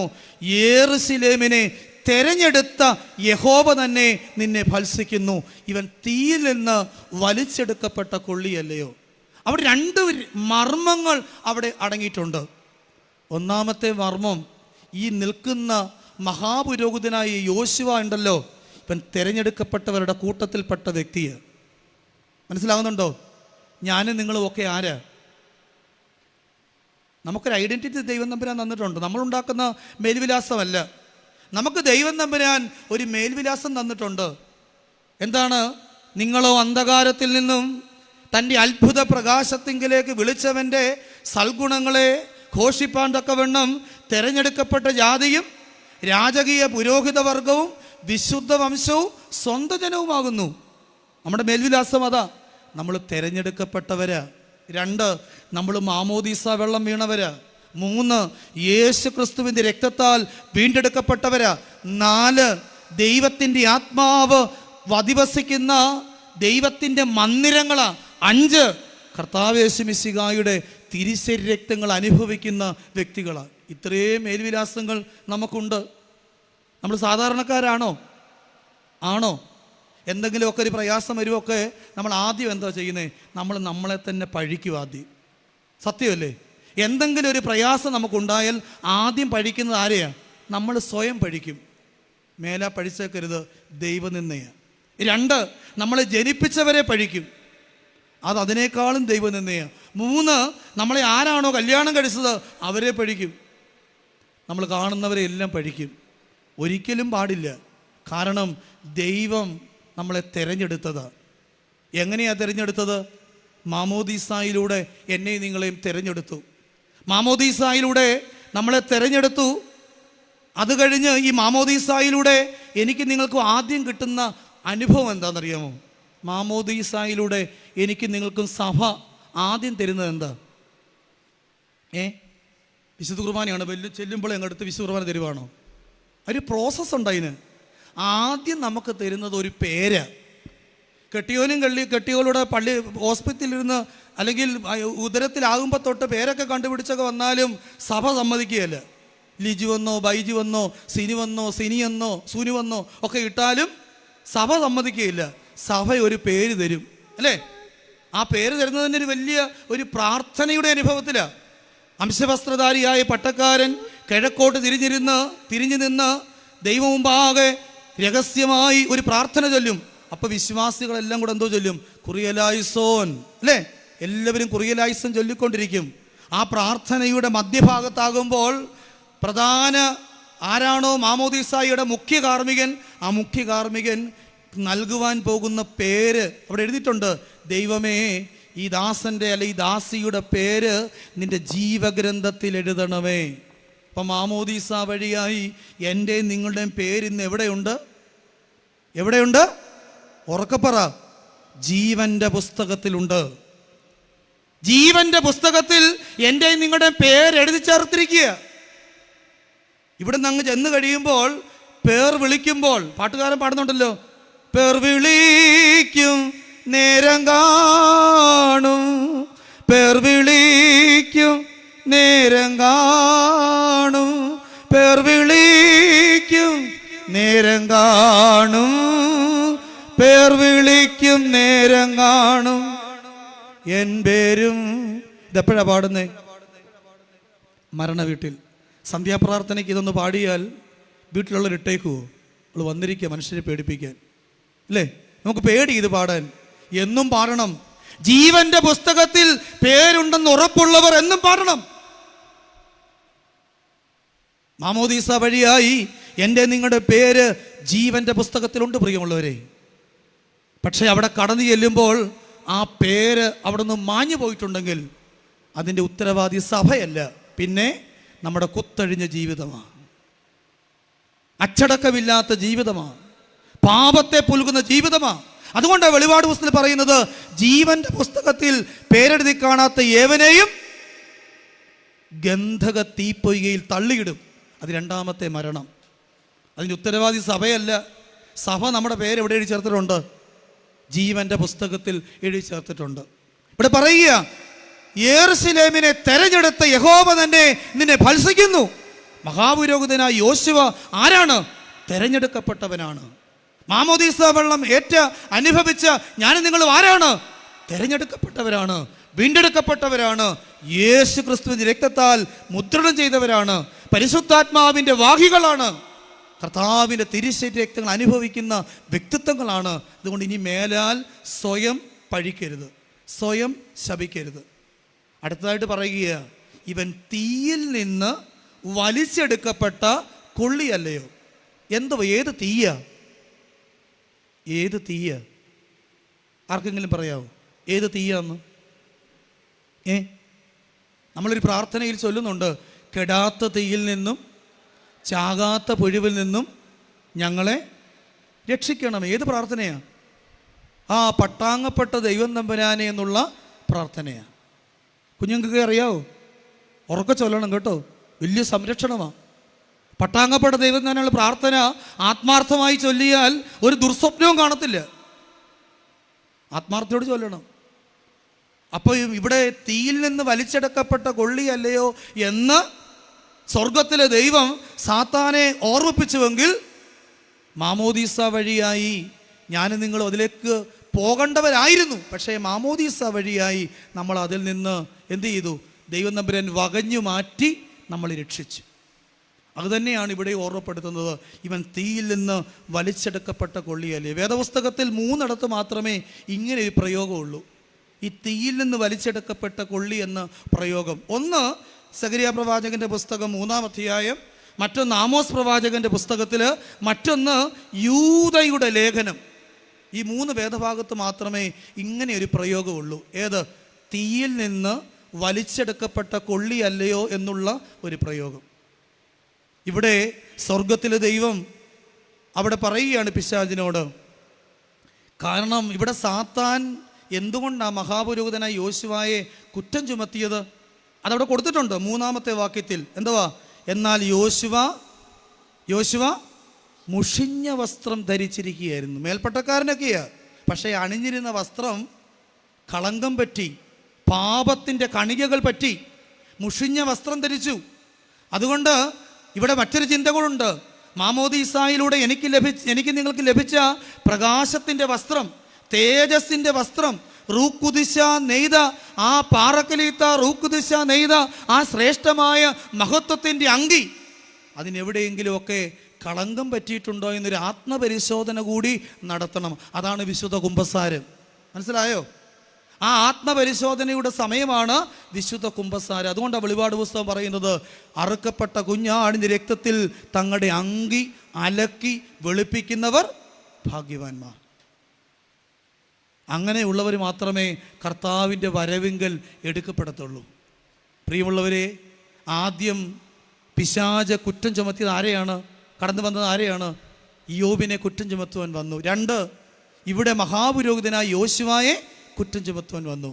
അടുത്തത് 3, യൂദാസ്ലീഹായുടെ ലേഖനം. അതിൻ്റെ ആ ഒറ്റ അധ്യായം മാത്രമേ ഉള്ളല്ലോ. ആ അധ്യായത്തിൻ്റെ 9-ാമത്തെ വാക്യം കണ്ടോ? യൂദാസ്ലീഹായുടെ ലേഖനം, അതിൻ്റെ 9-ാമത്തെ വാക്യം എന്താ അവിടെ കൊടുത്തിരിക്കുന്നേ? എന്നാൽ പ്രധാന ദൂതനായ മീഖായേൽ മോശയുടെ ശരീരത്തെക്കുറിച്ച് പിശാചിനോട് തർക്കിച്ച് വാദിക്കുമ്പോൾ ഒരു ദൂഷണവിധി ഉച്ചരിപ്പാൻ തുനിയാതെ കർത്താവ് നിന്നെ ഭത്സിക്കട്ടെ എന്ന് പറഞ്ഞു. പ്രിയമുള്ളവരെ, ആദ്യത്തെ രണ്ട് വേദഭാഗം ജീവനോടെ ഇരിക്കുമ്പോൾ പിശാച് കുറ്റം ചുമത്താൻ വന്നതാണെങ്കിൽ, 3-ാമത്തെ വേദഭാഗത്തിൽ പിശാച് എപ്പോഴാണ് കുറ്റം ചുമത്താൻ വന്നിരിക്കുന്നത്? എപ്പോഴാ? ശരീരത്തിൽ നിന്നും ആത്മാവ് വേർപെട്ട് കഴിയുന്ന സമയം എന്ന് പറഞ്ഞാൽ മരണസമയം. പിടികിട്ടിയോ? ശരീരത്തിൽ നിന്നും ആത്മാവ് വേർപെടുന്നൊരു സമയം, അതൊരു വല്ലാത്ത സമയമാണ് കേട്ടോ. നമ്മുടെ പിതാക്കന്മാർ അതിനെപ്പറ്റി വളരെ ഗൗരവമായിട്ട് പൗരസ്ത്യ പിതാക്കന്മാർ നമ്മളെ പഠിപ്പിക്കുന്നുണ്ട്. ശരീരത്തിൽ നിന്നും ആത്മാവ് വേർപെടുന്ന സമയത്തെപ്പറ്റി. അന്നേരം നമ്മുടെ മനസ്സ് എങ്ങോട്ട് തിരിയണമെന്നാണ് പറയുന്നത്? മരണം കാലിൽ തുടങ്ങി തല വരെ എത്തുന്നതിനിടയ്ക്ക് അവൻ്റെ മനസ്സ് എങ്ങോട്ട് തിരിയണം? അനുതാപത്തിലേക്ക് തിരിയണം. മരണനാഴികയാകുമ്പോൾ ചിന്തിക്കരുത്, അയ്യോ എൻ്റെ മൂത്ത കൊച്ചന് ഞാൻ കൊടുത്ത ഓഹരി കുറഞ്ഞു പോയി, എന്നാൽ ഇച്ചിരൂടെ കൊടുത്തേക്കാം, ഒന്ന് ചിന്തിക്കാനൊന്നും പോയേക്കരുത്. അന്നേരം ഓഹരിയെപ്പറ്റി ചിന്തിക്കാൻ പോകല്ലേ. ബാങ്ക് ബാലൻസിനെപ്പറ്റി ചിന്തിക്കേണ്ട, മക്കളെപ്പറ്റി ചിന്തിക്കേണ്ട. സ്വർഗത്തിലെ അപ്പനോട് കരുണ യാചിച്ചുകൊണ്ട് അനുതാപത്തോട് പ്രാർത്ഥിച്ചാൽ മാത്രം മതി. അതുകൊണ്ട് പിതാക്കന്മാർ പറഞ്ഞേ, മരണം കാലിൽ തുടങ്ങി തല വരെ എത്തുന്നിടയ്ക്ക് അവൻ്റെ മനസ്സ് അനുതാപത്തിലേക്ക് ധൃതിപ്പെട്ടുകൊണ്ടിരിക്കണം. ഇവിടെ ആര് മരിച്ചപ്പോഴാണ് പിശാച് വന്നത്? ആരും ശ്രദ്ധിക്കുന്നില്ലയോ? മോശ മരിച്ചപ്പോൾ അവിടെ പ്രധാന ദൂതനായി മീഖായേലും വന്നു. പിന്നെ ആരും വന്നു? ഉറക്കപ്പറ. പിശാചും വന്നു. പക്ഷേ പ്രധാന ദൂതനായി മീഖായേൽ എന്ത് ചെയ്തു? പിശാചിനെ ഭത്സിച്ച് അകറ്റി. ഞാൻ പലപ്പോഴും ചിന്തിക്കാറുണ്ട്, മോശ മരിച്ചപ്പോൾ മോശ ചില്ലറക്കാരനായിരുന്നോ? ദൈവത്തിൻ്റെ വിമോചകൻ അല്ലേ? പഴയ നിയമത്തിലെ ശക്തനായ പ്രവാചകൻ, ദൈവത്തിൻ്റെ കൽപ്പന ഇറക്കിക്കൊണ്ടുവന്ന വ്യക്തി, ദൈവത്തെ മുഖാമുഖം കണ്ട വ്യക്തി. എബ്രായ ലേഖനത്തിൽ മോശയെയും യേശുക്രിസ്തുവിനെയും തമ്മിലൊരു കമ്പാരിറ്റീവ് സ്റ്റഡി തന്നെ അവിടെ ഉണ്ട്. അവിടെ എബ്രായ ലേഖനത്തിൽ പറയുന്നത് ദൈവഭവനത്തിലൊക്കെയും വിശ്വസ്തനായിരുന്നു ആര്? മോശ. ഇത്രയും വിശ്വസ്തനായ ഒരു വ്യക്തി മരിച്ചപ്പോൾ പിശാച് വന്നുവെങ്കിൽ ഞാൻ ചിന്തിക്കാറുണ്ട്, ഈ ബലഹീനനും പാപിയുമായ ഞാൻ മരിക്കുമ്പോൾ ഈ കുന്നിലച്ചനൊക്കെ വന്ന് വളരെ വലിയ നല്ല വാക്കുകളിലൊക്കെ പറയും. ഇയാൾ വലിയ പുള്ളിയാ, മാടയാണ്, കോടയാണ്, വലിയ ഇതൊക്കെയാന്നൊക്കെ പറയും. അപ്പോൾ പിശാച് തലക്കൽ ഇന്നോട്ട് പറയും, കുന്നിലച്ചന് ഇയാളെപ്പറ്റി എന്തോ അറിയാം, ഇത്രയും കുതികാലി വെട്ടി, ഇത്രയും പാര, അറുത്ത കൈക്ക് ഉപ്പ് തേക്കാത്തവൻ, ഇത്രയും കുടുംബം കലക്കി, പോകുന്നിടത്തെല്ലാം പൊളിറ്റിക്സ് കളിച്ചവൻ, എന്തെല്ലാമായിരിക്കും. ഞാൻ ഭാരപ്പെടാറുണ്ട്, എന്തെല്ലാമായിരിക്കും പറയുന്നത്. ദൈവത്തിൻ്റെ പ്രവാചകനായി മോശ മരിച്ചു കിടക്കുമ്പോൾ പിശാച് കുറ്റം ചുമത്താൻ വന്നെങ്കിൽ, പാപികളായി നമ്മൾ മരിച്ചു കിടക്കുമ്പോൾ അവർ കൂടോടളകിഞ്ഞ് വരും. ആരാ? പിശാച്. ഇടയ്ക്ക് ചിന്തിച്ചോണം കേട്ടോ, ഇടയ്ക്കൊക്കെ ചിന്തിക്കണം. അതുകൊണ്ട് ആർക്കും പാര വെക്കാനൊന്നും പോയേക്കരുത്, ആരുടെയും കുടുംബത്തിൽ തീ കോരി ഇടരുത്, ആരെയും കൂട്ടിത്തല്ലിക്കരുത്. കഴിയുമെങ്കിൽ എന്തെങ്കിലുമൊക്കെ നന്മ ചെയ്ത് ജീവിക്കണം, മനുഷ്യത്വമുള്ളവരായിട്ട് ജീവിക്കണം, പ്രാർത്ഥിച്ച് ജീവിക്കണം, മുട്ടുമേൽ നിന്ന് പ്രാർത്ഥിച്ച് കണ്ണുനീരൊക്കുന്നവരായിട്ട് ജീവിക്കണം. പ്രിയമുള്ളവരെ, മോശയുടെ ജീവിതത്തെപ്പറ്റി ഒത്തിരി നന്മകൾ പറയുവാനായിട്ട് നമുക്കുണ്ടെങ്കിലും 1-2 കുറവുകൾ മോശയുടെ ജീവിതത്തിൽ ഉണ്ടായിരുന്നു, അല്ലേ? മോശ, നമ്മൾ പാടുന്ന നോമ്പിലൊക്കെ നമ്മൾ പാടാറുണ്ട്, മോശ ആരാ? വളരെ സൗമ്യനായൊരു വ്യക്തിയാണ്. പക്ഷേ അവിടെ പർവ്വതത്തിൽ നിന്ന് കൽപ്പനയും കൊണ്ട് ഇറങ്ങി വരുന്ന മോശ അത്ര സൗമ്യനാണോ? ആണോ? താഴ്വാരങ്ങളിൽ അഹരോൻ്റെ നേതൃത്വത്തിൽ കാളക്കുട്ടി ഉണ്ടാക്കി അവിടെ കിടന്ന് തുള്ളുന്ന ജനത്തിനെ കണ്ടപ്പോൾ മോശയ്ക്ക് എന്തോ കയറി? കോപം കയറി. പക്ഷെ മോശയുടെ കോപത്തിന് ഒരു പ്രത്യേകതയുണ്ട്. 2 തരം കോപങ്ങളുണ്ട് കേട്ടോ. കോപിക്കുന്നത് എല്ലാം ഒന്നും തെറ്റല്ല. വചനം പോലും പറയുന്നത്, കോപിപ്പീൻ, നിങ്ങൾ പാപം ചെയ്യരുത്. നിങ്ങളുടെ കോപം സൂര്യൻ അസ്തമിക്കുവോളം വെച്ചുകൊണ്ട് ഇരിക്കരുത്, എഫേസ്യ ലേഖനത്തിൽ പറയുന്നത്. അപ്പം അതുകൊണ്ട് കോപം 2 തരമുണ്ട്. കോപം കൺസ്ട്രക്റ്റീവും ഉണ്ട്, ഡിസ്ട്രക്റ്റീവും ഉണ്ട്. മനസ്സിലാകുന്നുണ്ടോ? ഒരാളുടെ നന്മയ്ക്ക് വേണ്ടി നമ്മളൊന്ന് കോപിച്ചാൽ അതെന്തുവാ? കൺസ്ട്രക്റ്റീവാ. അവൻ്റെ ജീവൻ്റെ പുതുക്കത്തിനും ഉന്നമനത്തിനും ഉദ്ധാരണത്തിനു വേണ്ടി എന്തെങ്കിലും ഒന്ന് ദേഷ്യപ്പെട്ട് പറഞ്ഞാൽ ആ കോപം എന്താണ്? അതുകൊണ്ട് മക്കളോടൊന്ന് ദേഷ്യപ്പെടുന്നൊന്നും വലിയ പാവമൊന്നുമല്ല. ദേഷ്യപ്പെടണം, വടിയെടുക്കേണ്ടത് വടിയെടുക്കണം, ശിക്ഷിക്കേണ്ടത് ശിക്ഷിക്കണം, ശാസിക്കണം. അതിൻ്റെ കുറവുകളൊക്കെ ഇപ്പോൾ കണ്ടുവരുന്നുണ്ട്. അതുകൊണ്ട് ദേഷ്യം കൺസ്ട്രക്റ്റീവായിട്ടുള്ള ദേഷ്യമുണ്ട്. പക്ഷേ കരുതിക്കൂട്ടി ആരെങ്കിലും ഒന്ന് വേദനിപ്പിച്ച് മുറിവേൽപ്പിച്ചാൽ അതെന്താണ്? ഡിസ്ട്രക്റ്റീവ്. അത് നാശകരമായ പാപമാണ്, സ്വർഗത്തോട് നിലവിളിക്കുന്ന പാപമാണ്. ഇപ്പം 2 തരം പാപമുണ്ട്, കോപമുണ്ട്, കൺസ്ട്രക്റ്റീവും ഉണ്ട്, ഡിസ്ട്രക്റ്റീവും ഉണ്ട്. അതുകൊണ്ട് കോപിക്കുമ്പോൾ നമ്മൾ നമ്മുടെ മനസ്സാക്ഷിയോട് ചോദിക്കണം, ഞാനിപ്പോൾ കോപിച്ചത് കൺസ്ട്രക്റ്റീവാണോ അതോ ഡിസ്ട്രക്റ്റീവാണോ എന്ന് നമ്മുടെ മനസ്സാക്ഷിയോടൊന്ന് ചോദിക്കണം.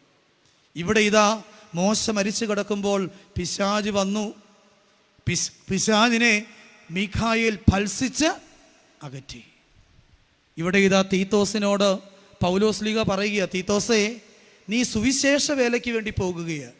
സുവിശേഷ വേലയ്ക്ക് വേണ്ടി പോകുമ്പോൾ നിനക്ക് വിരോധികളായി പലരും എഴുന്നേൽക്കും. പക്ഷേ അവരുടെ മുൻപിലൊക്കെ നീ എങ്ങനെയായിരിക്കണം? സൽപ്രവൃത്തികൾക്ക് മാതൃകയുള്ള ഒരു ജീവിതം നയിക്കണം. ഇനിയും തീത്തോസിനെ എങ്ങോട്ടാ വേലയ്ക്ക് വേണ്ടി പറഞ്ഞയച്ചേ? അതുകൂടെ ചിന്തിക്കേണ്ടതായിട്ടുണ്ട്. തീത്തോസിൻ്റെ ലേഖനം 1-ാം അധ്യായം 12-ാമത്തെ വാക്യം. തീത്തോസിൻ്റെ ലേഖനം 1-ാം അധ്യായം അതിൻ്റെ 12-ാമത്തെ വാക്യം എന്താ കൊടുത്തിരിക്കുന്നത്? ക്രേത്ത എന്ന് പറയുന്ന സ്ഥലത്തേക്കാണ് ആരെ അയച്ചത്? തീത്തോസിനെ അയച്ചത്. ക്രേത്ത. ഈ ക്രേത്തയിലെ ആളുകൾക്ക് 4 വിശേഷണം അവിടെ കൊടുത്തിട്ടുണ്ട്. എന്തൊക്കെയാണെന്നറിയാമോ? അവർ സർവ്വദാ അസത്യവാദികളായിരുന്നു, ദുഷ്ടജന്തുക്കളായിരുന്നു, മടിയന്മാരായിരുന്നു, പെരുവയറന്മാരായിരുന്നു. പുലൂരുകാരെ പോലല്ല. എത്ര പഞ്ചപാവങ്ങൾ, 70 വീട്ടുകാരുടെ ഐക്യം, കൂട്ടായ്മ. പക്ഷെ ക്രേത്തയിലെ ആൾ അങ്ങനെയല്ല. അവർ അസത്യവാദികളാണ്. സുവിശേഷം എന്ന് പറയുന്നത് സത്യത്തിൻ്റെ മാർഗമാവും. ഞാൻ തന്നെ വഴിയും സത്യവും ജീവനുമാകുന്നു. ഇതും കൊണ്ട് അങ്ങോട്ട് ചെറഞ്ഞാൽ അവരേക്കുകയില്ല. അവരസത്യവാദികളാണ്. എന്തെല്ലാം പറഞ്ഞാലും ഏക്കുകയില്ല. 2, അവർ ദുഷ്ടജന്തുക്കളാണ്. മനസ്സിലാകുന്നുണ്ടോ? ക്രേത്തയിലെ ആളുകളെ പൗലോസ്ലീഹ വിശേഷിപ്പിക്കുക എന്താണ്? ദുഷ്ടജന്തുക്കൾ. പ്രിയമുള്ളവരെ, പണ്ടൊരു മനുഷ്യൻ ലോകം മുഴുവൻ നശിക്കാൻ പോകുന്നുവെന്ന് സ്വർഗത്തിലെ ദൈവത്തിൻ്റെ അരുളപ്പാടുണ്ടായപ്പോൾ ആ കാലഘട്ടത്തിൽ നീതിമാൻ എന്നറിയപ്പെടുന്ന നോഹ എന്ന് പറയുന്ന വ്യക്തി ദൈവത്തിൻ്റെ ആലോചന പ്രകാരം ഒരു പെട്ടകം നിർമ്മിച്ചു. എബ്രായ ലേഖനം പറയുന്നത് തൻ്റെ കുടുംബത്തിൻ്റെ രക്ഷയ്ക്കായി ഒരു പെട്ടകം തീർത്തുവെന്നാണ് എബ്രായ ലേഖനത്തിൽ നോഹയുടെ പെട്ടക കൂടാരപ്പണിയെപ്പറ്റി പൗലോസ്ലീഹ പറയുന്നത്. നോഹയുടെ പെട്ടകത്തിൻ്റെ പ്രത്യേകത എന്താ? ഇത് സഭയുടെ അടയാളമാണ്. നോഹയുടെ കൃപയുടെ കൂടാരം സഭയ്ക്കൊരു അടയാളമാണ്. നോഹയുടെ പെട്ടകത്തിനകത്ത് ആരൊക്കെയുണ്ട്? ആരൊക്കെയുണ്ട് പ്രിയമുള്ളവർ? ആരും ഒന്നും മിണ്ടുന്നില്ലേ? നോഹയും ഭാര്യയും 3 പിള്ളേരും ഭാര്യമാരും. ഞാൻ ചിന്തിക്കാറുണ്ട്, ദൈവമേ, ഒരു വീട്ടിൽ ഒരു മരുമകൾക്ക് ഒരു അമ്മായിമ്മയ്ക്കും കൂടെ നേരെ ചൊവ്വ ഒരു വീട്ടിൽ താമസിക്കാൻ പറ്റുന്നില്ല. അങ്ങനെയാണ് ഒരമ്മായിയമ്മയും 3 മരുമകളും കൂടെ ഒരു വീട്ടിൽ താമസിക്കുന്നത്. അതും ഈ മഴ പെയ്ത അത്രയും നാൾ ഈ പെട്ടകത്തിനകത്ത് ഇവരെങ്ങനെ കഴിഞ്ഞു? അപ്പോൾ നോഹയുടെ പെട്ടകത്തിൽ മനുഷ്യരുണ്ട്, പിന്നെ പക്ഷികളുണ്ട്, ഇഴജാതിക്കളുണ്ട്, മൃഗങ്ങളുണ്ട്, നാൽക്കാലികളുണ്ട്, എല്ലാം ഉണ്ട്. പരസ്പരം കണ്ടാൽ കടിച്ചു കീറുന്നവർ, അടിക്കുന്നവർ, മാന്തുന്നവർ എല്ലാം എവിടെയുണ്ട്? എവിടെയുണ്ട്? ഇതെല്ലാം ഇന്ന് സഭയിലും ഉണ്ട്. പക്ഷേ നോഹ എന്ന നീതിമാന്റെ വാക്കിന്മേൽ ഇവരെല്ലാം വളരെ മെരുക്കത്തോടെ ജീവിച്ചു. മനസ്സിലാകുന്നുണ്ടോ? അതുകൊണ്ടാണ് ഇടയ്ക്കിടയ്ക്ക് ചില ചീറ്റലും പൊട്ടലും ഒക്കെ എവിടെ വരുന്നത്? പള്ളിക്കകത്ത് വരുന്നത്. എന്തുകൊണ്ടാണ്?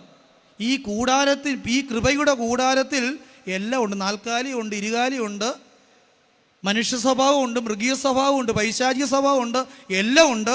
പക്ഷെ ദൈവം ആഗ്രഹിക്കുന്നത് ദൈവ സ്വഭാവമാണ്. അതുകൊണ്ട് സഭയ്ക്കകത്ത്, ഇടവകയ്ക്കകത്ത് പൊട്ടലും ചീറ്റലും മാന്തലും കസേരകളിയും ഒന്നും പാടില്ല കേട്ടോ. ദൈവത്തിൻ്റെ കൂടാരമാണ്. ഇവിടെ ക്രേത്തയിലുള്ളവർ ദുഷ്ടജന്തുക്കളായിരുന്നു. പിന്നെ അവരാരായിരുന്നു? മടിയന്മാരായിരുന്നു. നമുക്കൊട്ടും മടിയില്ല. എന്തെങ്കിലും മടിയുണ്ടോ? പക്ഷെ എന്നിട്ടും നമ്മൾ നമസ്കാരത്തിൽ പാടുന്ന എന്തുവാ?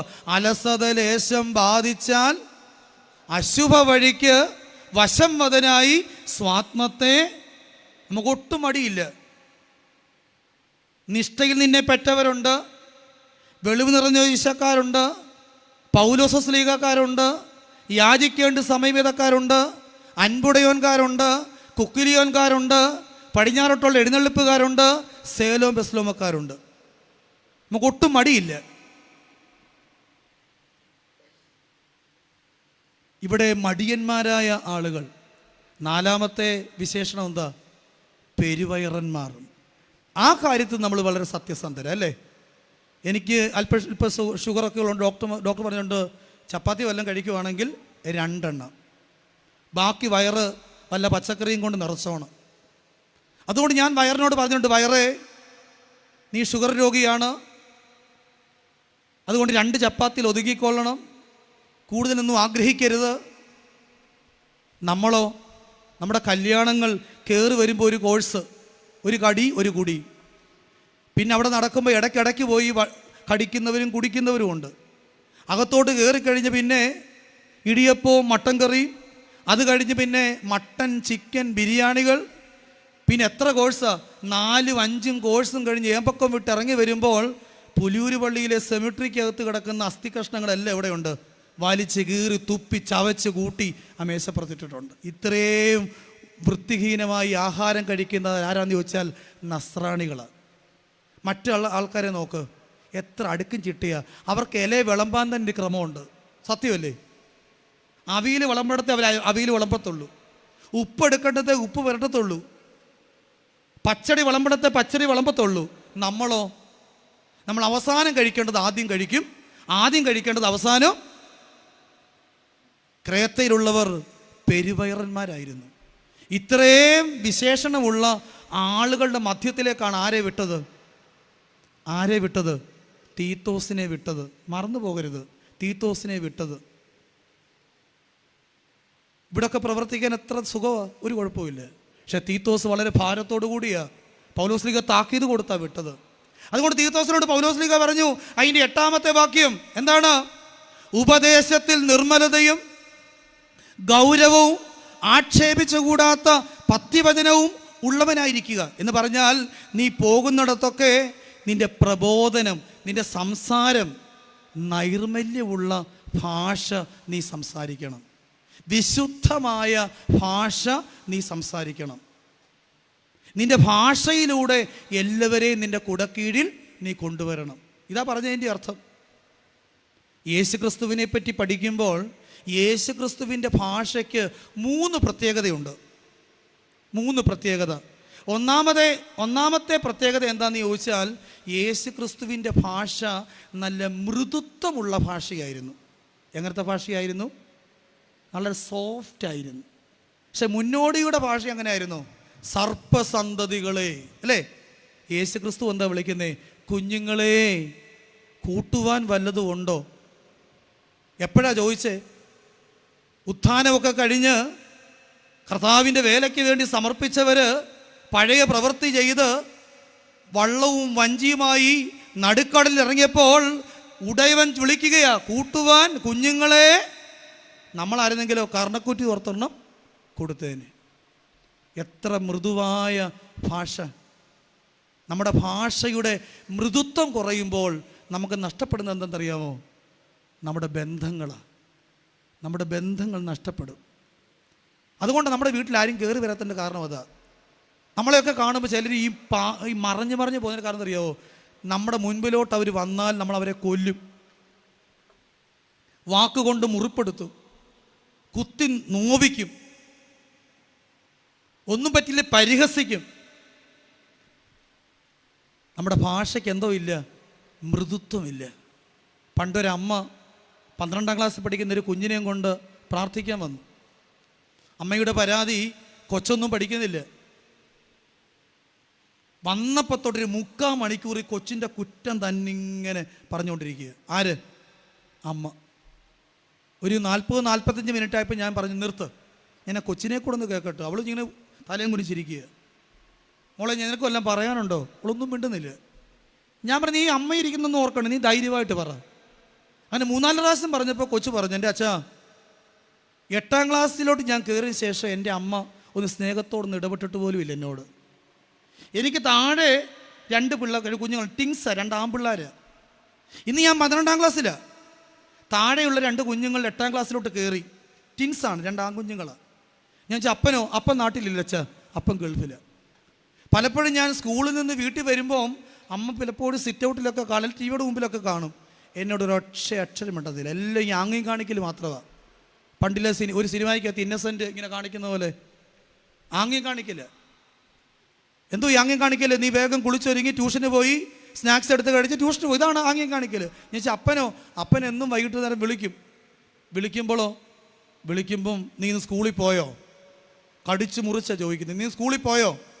ടെസ്റ്റ് പേപ്പർ ഇട്ടോ? മാർക്ക് കിട്ടിയോ? ഇതിനപ്പുറമായിട്ട് ഒന്നുമില്ല.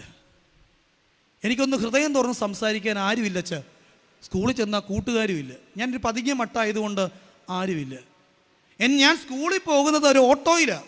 അമ്മ സ്കൂൾ ബസ്സേ പോലും വിടുകയില്ല. ഞാനും എൻ്റെ ഇളയത്തുങ്ങളും ഒരു സ്കൂളിൽ പഠിക്കുന്നത് കൊണ്ട് ഞങ്ങൾ 3 കൂടെ എങ്ങനെയാണ് പോട്ടെ? ഓട്ടോയിലാണ് പോകുന്നത്. അപ്പോൾ ഈ ഓട്ടോയിൽ പോകുമ്പോൾ ഓട്ടോ ഓടിക്കുന്ന അണ്ണനില്ലേ, അണ്ണൻ 10-24 വയസ്സുള്ളൊരു അണ്ണനാണ് ഓട്ടോ ഓടിക്കുന്നത്. ഞാനിങ്ങനെ പതിവായിട്ട് ഇങ്ങനെ മ്ലാനവതയായിട്ടിരിക്കുമ്പോൾ പലപ്പോഴും അണ്ണൻ, മോളെ നീ എന്താടി ദുഃഖിച്ചിരിക്കുന്നത്? അപ്പം ആ കൊച്ചു പറഞ്ഞൊരു കാര്യമുണ്ട്, എൻ്റെ അച്ഛാ, മോളെ നാ ഓട്ടോക്കാരൻ അണ്ണനെന്ന് വിളിക്കുമ്പോണ്ടല്ലോ, ഇല്ല മഴ പെയ്ത് ഇറങ്ങിയൊരു അനുഭവമാണ്. എനിക്ക് എന്തെന്നില്ലാത്തൊരു സന്തോഷമാണ്. അങ്ങനെ ഈ ദുഃഖമല്ല ഇപ്പം ആരോടാ പറയുന്നത്? ഓട്ടോക്കാരൻ അണ്ണോടാ പറയുന്നത്. അവസാനം പറഞ്ഞ് ഹൃദയം ആർക്ക് കൊടുത്തു? അണ്ണന് കൊടുത്തു. അണ്ണന് ഹൃദയം കൊടുത്തപ്പോൾ കൊച്ചിന് കോൺസെൻട്രേറ്റ് ചെയ്യാൻ പറ്റുന്നില്ല. +1 മുഴുവൻ A+ കിട്ടിയ കൊച്ചാ. പക്ഷേ +2 ആയപ്പോഴത്തേക്ക്, മോഡൽ പരീക്ഷയൊക്കെ ആയപ്പോഴത്തേക്ക് കൂടോടെ പൊട്ടി. നമ്മുടെ കമ്മ്യൂണിക്കേഷൻ കുറയുമ്പോൾ, നമ്മുടെ ഭാഷയുടെ മൃദുത്വം കുറയുമ്പോൾ നമ്മുടെ കാൽച്ചോട്ടിലെ മണ്ണ് ഒലിച്ചുകൊണ്ടിരിക്കുന്ന ഓർത്തോണം. തലമുറകൾ നമുക്ക് നഷ്ടപ്പെട്ടുകൊണ്ട് ഓർത്തോണം. യേശുക്രിസ്തുവിൻ്റെ ഭാഷയുടെ 2ാമത്തെ പ്രത്യേകത എന്താണെന്നറിയാമോ? മിതത്വമുള്ള ഭാഷയായിരുന്നു. കർത്താവ് ഒത്തിരി വാചാലമായിട്ട് എവിടെയെങ്കിലും സംസാരിച്ചിട്ടുണ്ടോ? ഒന്നുമില്ല. വളരെ മിതത്വം കാച്ചി കുറുക്കിയ കർത്താവ് സംസാരിക്കുന്നത്. നമ്മളങ്ങനെയാണോ? നമ്മളങ്ങനെയാണ്. ആരെങ്കിലും ഒന്ന് ഫോൺ വിളിച്ചാൽ, ഈ അടുത്ത സമയത്ത് ഒരു മനുഷ്യൻ പറയുമായിരുന്നു, എൻ്റെ അച്ഛൻ ഞാൻ ആലപ്പുഴ പോയിട്ട് തിരിച്ചു വന്നപ്പോൾ ഈ തോട്ടപ്പള്ളി ഭാഗത്ത് വന്നപ്പം നല്ല മീൻ കിടക്കുന്ന കണ്ടു. ഞാനൊരു 5 കിലോ നെയ്മീൻ മേടിച്ചു.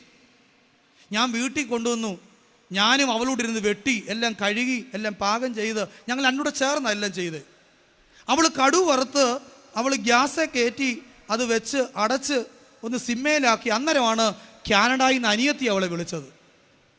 അന്നേരം ഫോൺ എടുത്തുകൊണ്ട് അവൾ സിറ്റ് ഔട്ടിലോട്ട് പോകുന്ന കണ്ടു. ഒരു 3/4 മണിക്കൂർ കഴിഞ്ഞപ്പോൾ ഞാൻ അന്നേരം മമ്മട്ടി എടുത്ത് ഏത്തവാഴത്തോട്ടത്തിൽ പോയി ഏത്തവാഴയ്ക്ക് ഇങ്ങനെ തടവെടുത്തുകൊണ്ടിരിക്കുക. അപ്പം ഈ നെയ്മീൻ കരിയുന്ന മണം എവിടെ എത്തി? ഏത്തവാഴത്തോട്ടത്തിൽ എത്തി. പക്ഷേ ഉമ്മറത്തിരിക്കുന്ന എൻ്റെ ഭാര്യ അത് മനസ്സിലായില്ല. കൊതിച്ച് മേടിച്ചുകൊണ്ട് 4 കിലോ നെയ്മീൻ കരിഞ്ഞ് പുകഞ്ഞ് നാശമായി. ആരെങ്കിലും നമ്മളെ ഒന്ന് വിളിച്ചാൽ കുറഞ്ഞത് 1 മണിക്കൂറാണ് സംസാരം. എന്തെങ്കിലും പറഞ്ഞ് വെക്കുകയല്ല. ഇതല്ല രസം. ഈ വിളിക്കുമ്പോൾ ചേട്ടത്തി അനിയത്തിയാണ് കാര്യമല്ല പറയുന്നത്. നാട്ടിലുള്ള മനുഷ്യരുടെ മുഴുവൻ കാര്യങ്ങളും ആരോട് പറയും? അനിയത്തിയോട് പറയും. അനിയത്തിയും കാനഡയിലുള്ള മുഴുവൻ ആൾക്കാരുടെ രഹസ്യങ്ങൾ എങ്ങോട്ട് പറയും? ചേട്ടത്തിയോടും പറയും. അല്ല, നല്ല കാര്യം വല്ലതാണോ? നമ്മുടെ ഭാഷയ്ക്ക് എന്തോ ഇല്ല, ഒരു മിതത്വവുമില്ല. മൂന്നാമത് യേശുക്രിസ്തുവിൻ്റെ ഭാഷയുടെ മൂന്നാമത്തെ പ്രത്യേകത അത് ഋജുത്വമുള്ള ഭാഷയായിരുന്നു. എന്തോ ഋജുത്വം? ഋജുത്വബദ്ധ, ട്രാൻസ്പെറൻസി, സുതാര്യത, നേരെ വാ നേരെ പോ, സ്ട്രെയിറ്റ് ഫോർവേഡ്. കർത്താവ് വളരെ സ്ട്രെയിറ്റ് ഫോർവേഡ് ആയിരുന്നു. പക്ഷെ നമ്മൾ പലപ്പോഴും വളരെ കുറുക്കൻ്റെ ബുദ്ധിയുമായിട്ട് നടക്കുന്നത്. നമ്മളിപ്പോൾ ഒരുങ്ങി അവിടെ പുലിയൂർ ജംഗ്ഷനിൽ നിൽക്കുക വണ്ടി കയറാൻ. അപ്പോഴാണ് നമ്മുടെ ശ്രീസമായത്തിലെ മറ്റൊരു സഹോദരി നമ്മളെ കണ്ട് അടുത്ത് വന്ന് സ്കൂട്ടർ നിർത്തി. നീ എവിടെ പോവാടി ലീലാമേ? ഞാൻ ചെങ്ങന്നൂർ വരെ പോവുക. പക്ഷേ കൊല്ലടവിൽ പോകാനായിരിക്കും നിൽക്കുന്നത്. പക്ഷേ പറയില്ല. കൊല്ലടവിൽ പോവാണെന്ന് പറഞ്ഞാൽ ഇവളിനി എന്നിക്കെട്ടെന്തെങ്കിലും പാര ചെയ്താൽ ഏറ്റവും കൂടുതൽ അന്ധവിശ്വാസം ഉള്ളത് ആരാന്ന് ചോദിച്ചാൽ ഞാൻ പറയും ഓർത്തഡോക്സുകാർ. നമുക്ക് ആരെയും വിശ്വാസമില്ല. കൂടപ്പറപ്പുകളെയും ഇല്ല, സഹോദരങ്ങളെയും ഇല്ല, ഭർത്താവിനെയും ഇല്ല, അമ്മായിയമ്മയും ഇല്ല, അയൽക്കാരെയും ഇല്ല, ആരെയും ഇല്ല. എന്തെങ്കിലും ഒരു പ്രയാസം നമുക്കുണ്ടായാൽ നമുക്കങ്ങ് അങ്കലാപ്പ. അയലത്തുകാർ ഏതാണ്ട് ചെയ്തിട്ട് സംഭവിച്ചതാണെന്നുള്ള അങ്കലാപ്പ്. ഇത്രയും അന്ധവിശ്വാസം വെച്ച് പുലർത്തുന്ന മറ്റൊരു സമൂഹം വേറെ ഉണ്ടോ എന്ന് എനിക്ക് തോന്നുന്നില്ല. തൊടുന്നതും പിടിക്കുന്നതും എല്ലാം സംശയവും അന്ധവിശ്വാസവും. യേശു ക്രിസ്തുവിൻ്റെ ഭാഷയ്ക്ക് ഒരു മൃദുത്വം ഉണ്ടായിരുന്നു, ഒരു മിതത്വം ഉണ്ടായിരുന്നു, ഒരു ഋജുത്വം ഉണ്ടായിരുന്നു. തല പോയാലും നേരെ വാ നേരെ പോലും സംസാരിച്ചോണം. യേശു ക്രിസ്തുവിൻ്റെ ഭാഷയെപ്പറ്റി പറയുന്നത് ആ കാലഘട്ടത്തിൽ ഹെരോദാവിൻ്റെ അധികാര ദുർവിനിയോഗത്തിൻ്റെ ഭാഷ, പീലാത്തോസിൻ്റെ ഒഴിഞ്ഞുമാറലിൻ്റെ ഭാഷ, പരീശൻ്റെ കാപട്യത്തിൻ്റെ ഭാഷ, ചുങ്കക്കാരൻ്റെ ചൂഷണത്തിൻ്റെ ഭാഷ, വേശ്യയുടെ വ്യഭിചാരത്തിൻ്റെ ഭാഷ, കള്ളൻ്റെ മോഷണത്തിൻ്റെ ഭാഷ. ഇങ്ങനെ വേറിട്ട ഭാഷകൾ സംസാരിക്കുന്നവരുടെ മധ്യത്തിലേക്കാണ് ആര് കടന്നു വന്നത്? യേശു ക്രിസ്തു കടന്നു വന്ന് വേറിട്ട ഒരു തരംഗ ദൈർഘ്യം അവിടെ സൃഷ്ടിച്ചു. അതുകൊണ്ട് കേട്ടവരെല്ലാം ആരുടെ പുറകെ പോയി? യേശു ക്രിസ്തുവിൻ്റെ പുറകെ പോയി. കഫർന്നഹൂമിൽ ചെന്നപ്പോൾ അവിടെ തടിച്ചുകൂടി. പോകുന്നിടത്തെല്ലാം ആളുകൾ തടിച്ചുകൂടുകയാണ്. കാരണം എന്താ? യേശു ക്രിസ്തുവിൻ്റെ ഭാഷയിൽ സ്നേഹമുണ്ട്, കരുണയുണ്ട്, വാത്സല്യമുണ്ട്, ചേർത്ത് പിടിക്കലുണ്ട്. നമുക്കിന്ന് ആരെങ്കിലും ചേർത്ത് പിടിക്കാൻ പറ്റുന്നുണ്ടോ? നമുക്കിന്ന് ആരെങ്കിലും ചേർത്ത് പിടിക്കാൻ വരുന്നുണ്ടോ? പറയാൻ പോയാൽ ഒത്തിരി കാര്യം ഇവിടെ പറയാനുണ്ട്. പൗലോസ് ലീഗ തീത്തോസിനോട് പറയുകയാണ്, നിന്റെ സംഭാഷണത്തിന് എന്താ വേണം? നൈർമല്യം വേണം. നിന്റെ സംഭാഷണത്തിന് നൈർമല്യം വേണം. ആക്ഷേപിച്ചുകൂടാത്ത പഥ്യവചനം, ഗൗരവമുള്ള ഭാഷ നീ സംസാരിക്കണം. എന്നാൽ നിനക്കെല്ലാവരെയും ചേർത്ത് നിർത്തുവാൻ നിനക്ക് സാധിക്കും. സന്യാസ പിതാവായ വിശുദ്ധ മക്കാറിയോസ് പറയുന്നുണ്ട്, ദുർവാസനകൾ ഉണർത്തുന്ന ഭാഷ സംസാരിക്കുന്നത് പ്രകൃതി വിരുദ്ധവും സ്നേഹത്തിൻ്റെ ഭാഷ വിസ്മരിക്കുന്നത് ദൈവത്തോടുള്ള മറുതലിപ്പുമാണ്. അതുകൊണ്ട് നമ്മുടെ ഭാഷ സ്നേഹത്തിൻ്റെ തരംഗ ദൈർഘ്യം സൃഷ്ടിക്കുന്ന ഭാഷയാകണം. നഷ്ടപ്പെട്ടു പോയ ബന്ധങ്ങളെ വിളക്കി ചേർക്കുവാൻ നമുക്ക് സാധിക്കണം. അതാണ് ഇവിടെ തീത്തോസിനോട് പൗലോസ്ലീഗ പറയുന്നത്. തോമസ് അക്വിനാസ് പറയുന്നുണ്ട്, എൻ്റെ അശുദ്ധി മറ്റൊരാൾ അറിയുന്നത് വരെ ഞാൻ വിശുദ്ധനെന്ന് നടിക്കുന്ന എൻ്റെ കാപട്യത്തെ ഓർത്ത് ഞാൻ ഏറെ ദുഃഖിക്കുന്നു. എൻ്റെ അശുദ്ധി മറ്റൊരാൾ അറിയുന്നത് വരെ ഞാൻ ആരാ? വിശുദ്ധനാ. അത് ആ കാപട്യത്തെ ഓർത്ത് ഞാൻ നേരെ ദുഃഖിക്കുകയാണ്. നമുക്കൊരു ദുഃഖവും ഇല്ല. പ്രിയമുള്ളവരെ, നമ്മുടെ ജീവിതം കാണുന്ന ഒരു ദൈവമുണ്ട്, നമ്മുടെ ഹൃദയം കാണുന്ന ഒരു ദൈവമുണ്ട്, നമ്മുടെ വിചാരങ്ങൾ അറിയുന്ന ഒരു ദൈവമുണ്ട്. ആ ദൈവത്തിൻ്റെ മുൻപിൽ സുതാര്യമായി ജീവിക്കുവാൻ നമുക്ക് സാധിക്കണം. അടുത്തതായിട്ട് അവിടെ പറയുകയാണ്, അതിൻ്റെ 10ാമത്തെ വാക്യം എന്താണ്? സകലത്തിലും വിശ്വസ്തത കാണിക്കുന്നവരുമായി ഇരിപ്പാൻ കൽപ്പിക്കുക. സകലത്തിലും എന്തോ വേണം? വിശ്വസ്തത വേണം. ഈ വിശ്വസ്തത എന്ന് പറയുന്നത് ബന്ധങ്ങളുടെ അടിത്തറയാണെന്ത്? വിശ്വസ്തത. വിശ്വാസവും വിശ്വസ്തതയും നഷ്ടപ്പെടുമ്പോൾ എങ്ങോട്ട് ഓടുന്നേ? കുടുംബ കോടതിയിലോട്ട് ഓടുന്നേ. ഏറ്റവും കൂടുതൽ ഇന്ന് തകർന്നുകൊണ്ടിരിക്കുന്ന എന്തോ ഈ കാലഘട്ടത്തിൻ്റെ ഏറ്റവും വലിയ ദുരവസ്ഥ എന്താണെന്നറിയാമോ? ദാരിദ്ര്യമോ പട്ടിണിയോ പണത്തിൻ്റെ കുറവോ മറ്റൊന്നുമല്ല, വിദ്യാഭ്യാസത്തിൻ്റെ കുറവോ ഒന്നുമല്ല. ഈ കാലഘട്ടത്തിൻ്റെ ഏറ്റവും വലിയ തകർച്ച എന്ന് പറയുന്നത് കുടുംബ ബന്ധങ്ങളുടെ തകർച്ചയാണ്. കാരണം എന്താ? വിശ്വസ്തതയില്ല, വിശ്വാസമില്ല. ബന്ധങ്ങളുടെ പാരസ്പര്യതയെ ഊട്ടിയുറപ്പിക്കുന്ന ഒരു ഘടകമാണെന്ത്? വിശ്വാസവും വിശ്വസ്തതയും. ഈ അടുത്ത സമയത്ത് ഒരു കുടുംബനാഥൻ 8 വർഷത്തിന് ശേഷം ഗൾഫിൽ നിന്ന് സർപ്രൈസായിട്ട് നാട്ടിൽ വന്നു. ഇപ്പോഴത്തെ വരവൊക്കെ അങ്ങനെയാണ്. പണ്ടൊക്കെ നമ്മളെ വിളിച്ച് പറയും, നമ്മളൊരു വീട്ടിൽ നിന്ന് കാറെടുത്തോ അല്ലെങ്കിൽ ടാക്സി പിടിച്ചോ വീട്ടിലുള്ള എല്ലാവരും കൂടെ കയറി അവിടെ ചെല്ലുമ്പം എല്ലാവരും കയറി അങ്ങ് ചെന്ന് പെട്ടിയെല്ലാം വെച്ച് കഴിയുമ്പോൾ വന്ന ആളിന് കയറാൻ സ്ഥലം കാണുകയില്ല. ഇപ്പം അങ്ങനെയല്ല. ഇപ്പം ആരോടും പറയത്തില്ല വരികയാണെന്ന്. സർപ്രൈസായിട്ട് വരുന്ന ഒത്തിരി പേരുണ്ട്.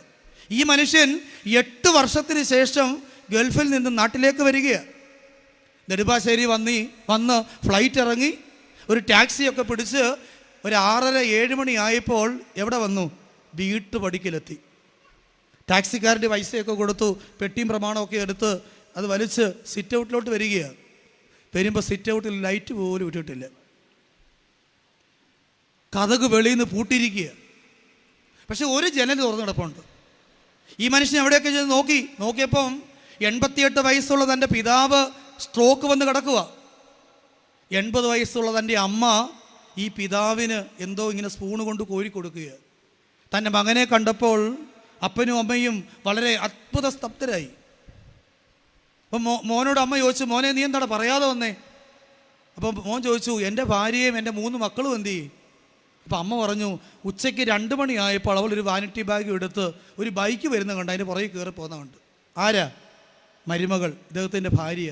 പിള്ളേരോ അവൾ പോയ പുറകെ 3 എണ്ണവും പൂട്ടിപ്പെട്ടി ഞങ്ങളെ അകത്തിട്ടിട്ട് അവരും പോയി. പ്രിയമുള്ളവരെ, അടുക്കള വശവും പൂട്ടിരിക്കുക, ഫ്രണ്ട് വശവും പൂട്ടിരിക്കുക. ഈ മനുഷ്യനകത്ത് കയറാൻ പറ്റുന്നില്ല. രാത്രി 9:30 മണി വരെ ആ സിറ്റ് ഔട്ടിൽ അവിടെ ഇരുന്നു. 9:30 ആയപ്പോൾ ഒരു ബൈക്ക് വന്ന് നിന്നു. ആ ഭാര്യ ഇറങ്ങി സിറ്റ് ഔട്ട് വന്നപ്പോൾ തൻ്റെ കെട്ടിയോനെ കണ്ടപ്പോൾ, അയ്യോ ഇച്ചായൻ എന്താ ആരും പറയാതെ വന്നേ? അപ്പം ഇച്ചായൻ പറഞ്ഞു, ആരോടും പറയാതെ വന്നതുകൊണ്ട് എൻ്റെ ഭാര്യയുടെയും എൻ്റെ മക്കളുടെയും തനിക്കോണം എനിക്ക് മനസ്സിലായി. സങ്കീർത്തനത്തിൽ പറയുന്നത് പോലെ ആ മനുഷ്യൻ രാത്രിയിൽ ആ കിടക്കയെ ഈറൻ അണിയിച്ചു, വാവിട്ട് നിലവിളിച്ച്. ആ മനുഷ്യൻ പറഞ്ഞൊരു കാര്യമുണ്ട്, അറിയാമോ?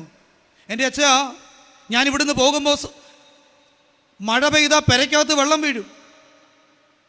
വീട് പണിയണമെന്ന് പറഞ്ഞു, മനോഹരമായൊരു വീട് പണിഞ്ഞു. അതിനിടയ്ക്ക് കോവിഡ് വന്നു, പല പ്രതിസന്ധികൾ വന്നു, എനിക്ക് നാട്ടിലേക്ക് വരാൻ പറ്റിയില്ല. വീട് പണി സമയത്തൊക്കെ ജോലി നഷ്ടപ്പെട്ടു. വീട്ടുകാരോട് പറഞ്ഞില്ല. കൃത്യമായിട്ട് എല്ലാ മാസവും പൈസ അയച്ചു കൊടുക്കുമായിരുന്നു. മക്കളെ പഠിപ്പിച്ച്, പിള്ളേരൊക്കെ പഠിച്ചുകൊണ്ടിരിക്കുക. 3 എണ്ണം ഉണ്ട്, 3 ആൺപിള്ളേർ. ആ മനുഷ്യൻ പറയുകയാണ്, അപ്പന് സ്ട്രോക്ക് വന്നറിഞ്ഞപ്പോൾ പോലും നാട്ടിലോട്ട് വരാൻ പറ്റിയില്ല. അങ്ങനെ ശിഷ്ടായുസ്കാലം ഭാര്യയുടെയും മക്കളുടെയും കൂടെ സമാധാനത്തോടെ പാർക്കുവാൻ വന്ന പങ്കാളിക്ക് കിട്ടിയ അനുഭവമാണ് ഞാൻ പറഞ്ഞത്. അവസാന മനുഷ്യൻ ഒരു കാര്യം പറഞ്ഞു, ഇവൾ എന്നോട് ചെയ്ത ഈ നെറുകേട് അത് തെറ്റാണെന്നുള്ളൊരു കുറ്റബോധം ഇവക്കുണ്ടായും. ഇവളെ ഡൈവോഴ്സ് ചെയ്യാനും പോകുന്നില്ല, കാരണം എൻ്റെ ഭാര്യയാണ്, എൻ്റെ 3 മക്കളുടെ അമ്മയാണ്. പക്ഷെ ഇവൾ ചെയ്തത് എന്താണ്? തെറ്റാണ്. എൻ്റെ അനുവാദം കൂടാതെ ഈ കാര്യങ്ങളൊക്കെ ചെയ്തത് തെറ്റാണെന്ന് ഒരു ബോധ്യം, ഒരു പശ്ചാത്താപം, ഒരു ഏറ്റുപറച്ചിൽ ഇവളുടെ ഭാഗത്ത് നിന്ന് ഉണ്ടാകണം. പ്രിയമുള്ളവരെ, ഇന്ന് ബന്ധങ്ങൾ തകരുന്നത് വിശ്വാസ്യതയും വിശ്വാസവും കുറയുകയാണ്. ഇവിടെ പൗലോസ് ലീഗ തീത്തോസിനോട് പറയുകയാണ്, സകലത്തിലും വിശ്വസ്തത കാണിക്കുവാൻ കൽപ്പിക്കുക. അടുത്തതായിട്ട് പറയുകയാണ്, അതിൻ്റെ അടുത്ത വാക്യം, നാം ഭാഗ്യകരമായ സകല മനുഷ്യർക്കും രക്ഷാകരമായി ദൈവകൃപ ഉദിച്ചുവല്ലോ. 11-ാമത്തെ വാക്യം, സകല മനുഷ്യർക്കും രക്ഷാകരമായ ദൈവകൃപ ഉദിച്ചുവല്ലോ. നാം ഭാഗ്യകരമായ പ്രത്യാശയ്ക്കായിട്ടും മഹാദൈവവും നമ്മുടെ രക്ഷിതാവുമായ യേശു ക്രിസ്തുവിൻ്റെ തേജസ്സിൻ്റെ പ്രത്യക്ഷതയ്ക്കായിട്ട് കാത്തുകൊണ്ട് ജീവിക്കണം. എന്ന് പറഞ്ഞാൽ നീ പോകുന്നിടത്തൊക്കെ എന്തോ പ്രസംഗിക്കണം? യേശു ക്രിസ്തുവിൻ്റെ മടങ്ങിവരവിനെ പറ്റി പ്രസംഗിക്കണം. നമ്മൾ വേദപുസ്തകം പഠിക്കുമ്പോൾ അപ്പോസ്തല പ്രവൃത്തി 1-ാം അധ്യായം വായിക്കണം, ഞാൻ പറയാം. സ്വർഗാരോഹണത്തിൻ്റെ നാളുകളിൽ യേശു ക്രിസ്തു തൻ്റെ ശിഷ്യന്മാരുമൊത്ത് എവിടേക്ക് കയറിപ്പോയി? എവിടേക്കാണ് കയറിപ്പോയി? ഏത് മലമുകളിലേക്കാണ് കയറിപ്പോയി? സ്വർഗാരോഹണം ചെയ്തത് ഏത് മലയിലാ? ഉറക്കപ്പറ. ഒലിവുമല. ഒലിവുമല മുകളിലേക്ക് പോയി. കർത്താവിൻ്റെ കൂടെ എത്ര ശിഷ്യന്മാരുണ്ട്? ഒരാൾ കെട്ടിഞ്ഞാണ് ചത്തു, ബാക്കി 11 പേരും. അവരെ ഇങ്ങനെ അനുഗ്രഹിച്ചുകൊണ്ട് കർത്താവ് നിൽക്കുകയാണ്. ശിഷ്യന്മാർ ആശീർവാദം ഏറ്റുവാങ്ങിയപ്പോൾ പെട്ടെന്നൊരു മേഘം വന്നു. കർത്താവ് ആ മേഘത്തിൽ അങ്ങ് കയറിപ്പോയി. അപ്പോൾ ഒരു ശബ്ദം അവിടെ ഉണ്ടായി. എന്താ ഉണ്ടായത്?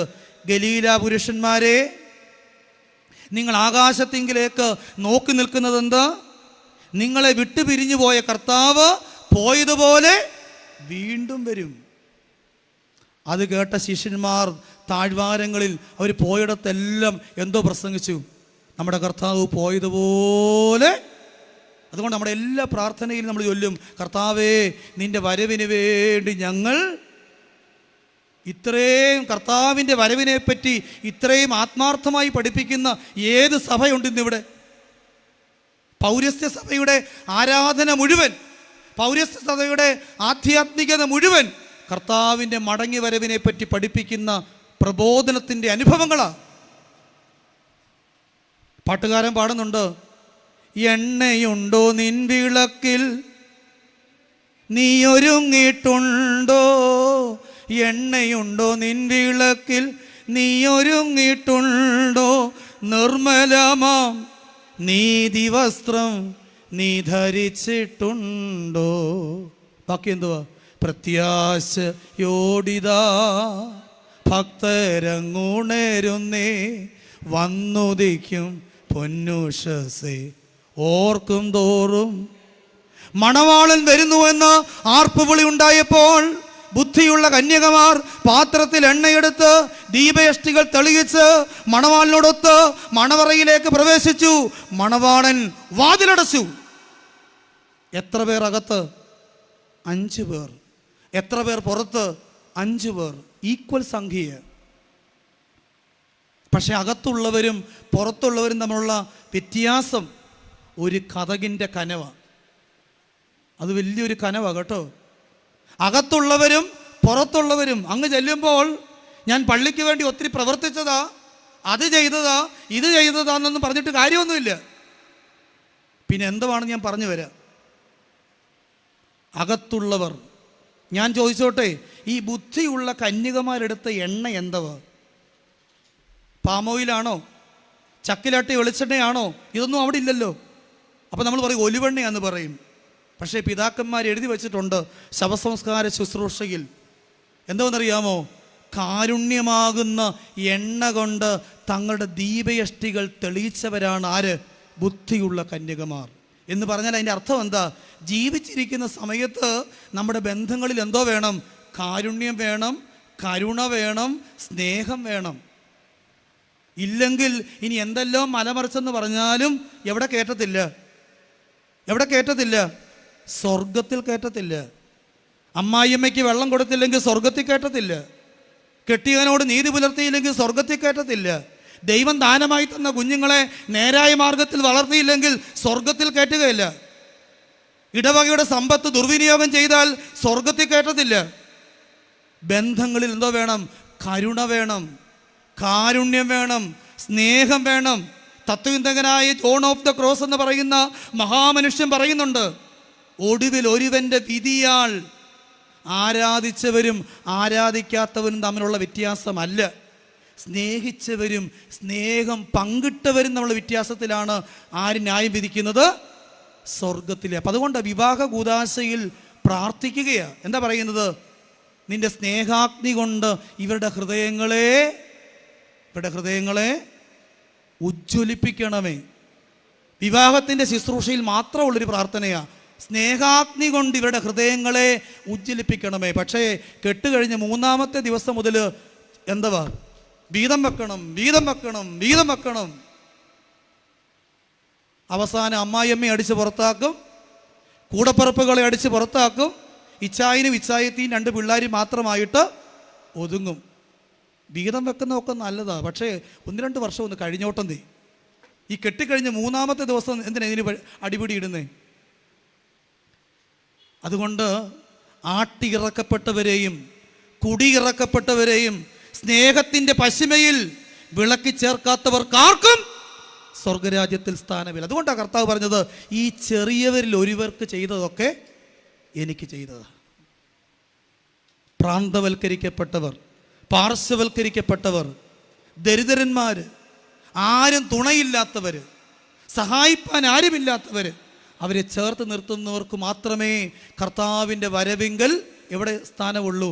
സ്വർഗരാജ്യത്തിൽ സ്ഥാനമുള്ളൂ. അവസാനം ഒരു ചിന്ത കൂടെ പറഞ്ഞുകൊണ്ട് ഞാനെൻ്റെ വാക്കുകൾ ഉപസംഹരിക്കുകയാണ്.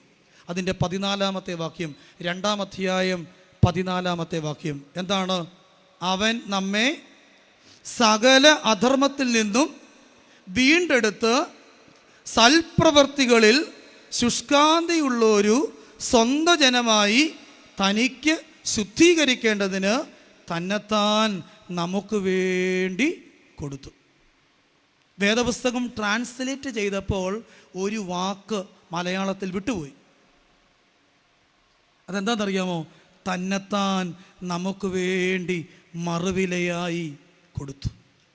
കർത്താവ് എന്തോ മറുവിലയായിട്ട് നമുക്ക് കൊടുത്തത്? വ്യർത്ഥവും പിതൃഭാരം നിങ്ങളുടെ നടപ്പിൽ നിന്ന് നിങ്ങളെ വിലയ്ക്ക് വാങ്ങിയത് പൊന്ന്, വെള്ളി മുതലായ അഴിഞ്ഞു പോകുന്ന വസ്തുക്കൾ കൊണ്ടല്ല, നിർദോഷവും നിഷ്കളങ്കവുമായ കുഞ്ഞാടിൻ്റെ വിലയേറിയ രക്തം കൊണ്ടത്രേ. തൻ്റെ ചങ്കിലെ രക്തം ഊറ്റി തന്നാണ് എന്നെ നിങ്ങളെയും വിലയ്ക്ക് വാങ്ങിയിരിക്കുന്നത്. അതുകൊണ്ട് യേശുക്രിസ്തുവിൻ്റെ രക്തത്തിൻ്റെ വില, ആ മറുവില നമ്മൾ മറന്നുകൊണ്ട് ജീവിക്കരുത്.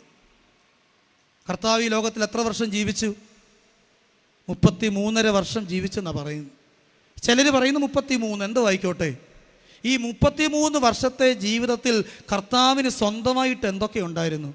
ഇന്ന് എന്നോട് ചോദിച്ചാൽ ഒരു കാറുണ്ട്, ഒരു വീടുണ്ട്, ഇത്തിരി ഭൂമിയുണ്ട്, ബാങ്ക് ബാലൻസ് ഉണ്ട്, അതുണ്ട്, ഇതുണ്ട് എന്നൊക്കെ പറയും. പിന്നെ credit card, debit card, Aadhaar card, pan card, എന്തെല്ലാം കാർഡുകളാണ്, സ്മാർട്ട് കാർഡ്. പ്രിയമുള്ളവരെ, പ്രാണപ്രിയനായ തമ്പുരാന് 33.5 വർഷത്തിലെ ജീവിതത്തിൽ കർത്താവിന് സ്വന്തമായിട്ട് ഒരു ക്ലൂ തരാം, 3 കാര്യങ്ങളെ ഉണ്ടായിരുന്നുള്ളൂ. 3 കാര്യങ്ങൾ. ഏതൊക്കെയാന്ന് പറയാമോ? കൃത്യമായി ഉത്തരം പറഞ്ഞാൽ ഈ 3 പവൻ്റെ മോതിരം ഊരിത്തരും. കർത്താവിന് 33 വർഷക്കാലത്തെ ജീവിതത്തിൽ സ്വന്തമായിട്ട് 3 കാര്യം. ആർക്കും ഉത്തരവില്ലാത്തതുകൊണ്ട് ഞാൻ തന്നെ അങ്ങ് പറയാം, സമയം പോകുന്നു. 1, തൻ്റെ അമ്മ. സ്വന്തം എന്ന് പറയാൻ ആരുണ്ടായിരുന്നു? അതും കുരിശിൻ്റെ ചുവട്ടിൽ വെച്ച് ആരെ ഏൽപ്പിച്ചു? ഉറക്കെ പറയുന്നേ, യോഹന്നാൻ അത് ആരെ ഏൽപ്പിച്ചു? സഭയെ ഏൽപ്പിച്ചു. അതുകൊണ്ടാണ് ഇന്നും സഭ അമ്മയെ കളയാതെ കൊണ്ടു നടക്കുന്നത്. പലരും 16-ാം നൂറ്റാണ്ടിൽ കളഞ്ഞു, നമ്മൾ കളഞ്ഞിട്ടില്ല. കാരണം കർത്താവ് വരുമ്പോൾ തിരികെ ഏൽപ്പിക്കേണ്ടത് അമ്മയെ. നമ്മൾ കളഞ്ഞിട്ടില്ല. സ്വന്തമായിട്ട് അമ്മ. 2, തുന്നലുകളില്ലാത്ത തൻ്റെ അങ്കി. സ്വന്തമായിട്ടുണ്ടായിരുന്ന അതവർ ചീട്ടിട്ടു. ഭാഗിക്കാൻ നോക്കിയില്ലേ, ഭാഗം വെക്കാൻ നോക്കി, പക്ഷേ ഇല്ല, ഭാഗം വെക്കണ്ട, കീറണ്ടെന്ന് പറഞ്ഞു. ചീട്ടിട്ടൊരാക്കം കൊടുത്തു. അമ്മ തുന്നിക്കൊടുത്ത അങ്കി. 3, കർത്താവിൻ്റെ ഉടൽ, തൻ്റെ ശരീരം, അതും സഭയെ ഏൽപ്പിച്ചു. എന്തുവാ? തൻ്റെ ശരീരവും തൻ്റെ രക്തവും. എന്തുവാ അത്? വിശുദ്ധ കുർബാന. ഞാൻ പറയും, ഈ 33 വർഷക്കാലം എൻ്റെ കർത്താവ് പീലാത്തോസിൻ്റെ അരമന മുതൽ കാൽവറിയുടെ കൊലക്കളത്തിൽ വരെയുള്ള ആ സമയം എൻ്റെ കർത്താവ് അനുഭവിച്ച ആ പങ്കപ്പാടിൻ്റെ ആകത്തുക 1 മണിക്കൂറോ 1.5 മണിക്കൂറോ വിശുദ്ധ ബലിയായി ഈ ത്രോണോസിൽ അർപ്പിക്കപ്പെടുമ്പോൾ നമുക്കെന്തൊരു ഭാരവാ. തീരുന്നില്ലല്ലോ, തീരുന്നില്ലല്ലോ, തീരുന്നില്ലല്ലോ. നമുക്കെന്തൊരു ഭാരവാ. നമ്മുടെ കർത്താവ് അനുഭവിച്ച ആ പങ്കപ്പാടിൻ്റെ വില മറന്നുകൊണ്ട് ജീവിക്കരുത്. ആത്മീയ കാര്യങ്ങളെ നിസ്സാരവൽക്കരിക്കരുത്. വിശുദ്ധ കുർബാന നമ്മുടെ ആത്മാവിൻ്റെ അച്ചാരമാണ്. ആ രക്തത്തിലാണ് നമുക്ക് വിടുതൽ, ആ രക്തത്തിലാണ് വിമോചനം. യോഹന്നാൻ ശ്ലീഹ ലേഖനം 1-ാം അധ്യായം 7-ാം വാക്യം എന്താണ്? തൻ്റെ ഏകജാതൻ്റെ രക്തം സകല പാപവും പോക്കി നമ്മെ വിശുദ്ധീകരിച്ചിരിക്കുന്നു. ആ രക്തത്തിൽ ആശ്രയിച്ചോണം. ആ രക്തമാണ് നമ്മുടെ ജീവിതത്തിൻ്റെ മൂല്യമെന്ന് പറയുന്നത്. ഇവിടെ പറയുകയാണ്, സകല അധർമ്മത്തിൽ നിന്നും നമ്മെ വീണ്ടെടുത്ത് സൽപ്രവൃത്തികളിൽ ശുഷ്കാന്തിയുള്ള ഒരു സ്വന്തം ദിനമായി തനിക്ക് ശുദ്ധീകരിക്കേണ്ടതിന് തന്നെത്താൻ നമുക്ക് വേണ്ടി മറുവിലയായി കൊടുത്തു. തീത്തോസിനെ സുവിശേഷ വിലയ്ക്ക് അയക്കുമ്പോൾ പൗലോസ് ശ്ലീഹ കൊടുക്കുന്ന പ്രബോധനമാണ് ഇന്നത്തെ ചിന്താവിഷയത്തിലൂടെ നമ്മൾ പഠിച്ചത്. വിരോധി നമ്മെപ്പറ്റി ഒരു തിന്മയും പറയുവാൻ വകയില്ലാതെ ലജ്ജിക്കേണ്ടതിന് നിന്നെ തന്നെ സൽപ്രവൃത്തികൾക്ക് മാതൃകയുള്ള ഒരു ജീവിതം നയിക്കുക. അതുകൊണ്ട് ഈ 2026 ഈ സപ്തതിയുടെ നിറവിൽ ഈ കൺവെൻഷൻ ദൈവത്തിൻ്റെ വചനം ആരുടെയെങ്കിലുമൊക്കെ ഹൃദയത്തിൽ പതിച്ചിട്ടുണ്ടെങ്കിൽ ഇനിയെങ്കിലും സൽപ്രവൃത്തികൾക്ക് മാതൃകയുള്ള ഒരു ജീവിതം, മറ്റുള്ളവരെ കൊണ്ട് പറയിപ്പിക്കുന്ന ജീവിതമല്ല, സൽപ്രവൃത്തികൾക്ക് മാതൃകയുള്ള ഒരു ജീവിതം നയിക്കുവാൻ, ജീവൻ്റെ പുസ്തകത്തിൽ പേരുള്ളവനാണെന്നുള്ള ബോധ്യത്തിൽ, യേശു ക്രിസ്തുവിൻ്റെ രക്തത്താൽ വീണ്ടെടുക്കപ്പെട്ടുള്ള ബോധ്യത്തിൽ, പരിശുദ്ധാത്മാവിൻ്റെ ആലയങ്ങളാണെന്നുള്ള ബോധ്യത്തിൽ, കർത്താവിൻ്റെ തിരുശരീരങ്ങൾ അനുഭവിക്കുന്ന ജീവിതമാണെന്നുള്ള ബോധ്യത്തിൽ സാക്ഷ്യത്തോടെ സൽപ്രവൃത്തികളോടെ ജീവിക്കുവാൻ ദൈവത്തിൻ്റെ പരിശുദ്ധാത്മാവ് ഇടയാക്കിടുന്ന് ഓർപ്പിച്ചുകൊണ്ട് എൻ്റെ വാക്കുകൾ ഉപസംഹരിക്കുന്നു. നിങ്ങളുടെ വിലയേറിയ പ്രാർത്ഥനയിൽ ബലഹീനനായി എന്നെ കൂടി ഓർക്കണമെന്ന് അപേക്ഷിക്കുന്നു.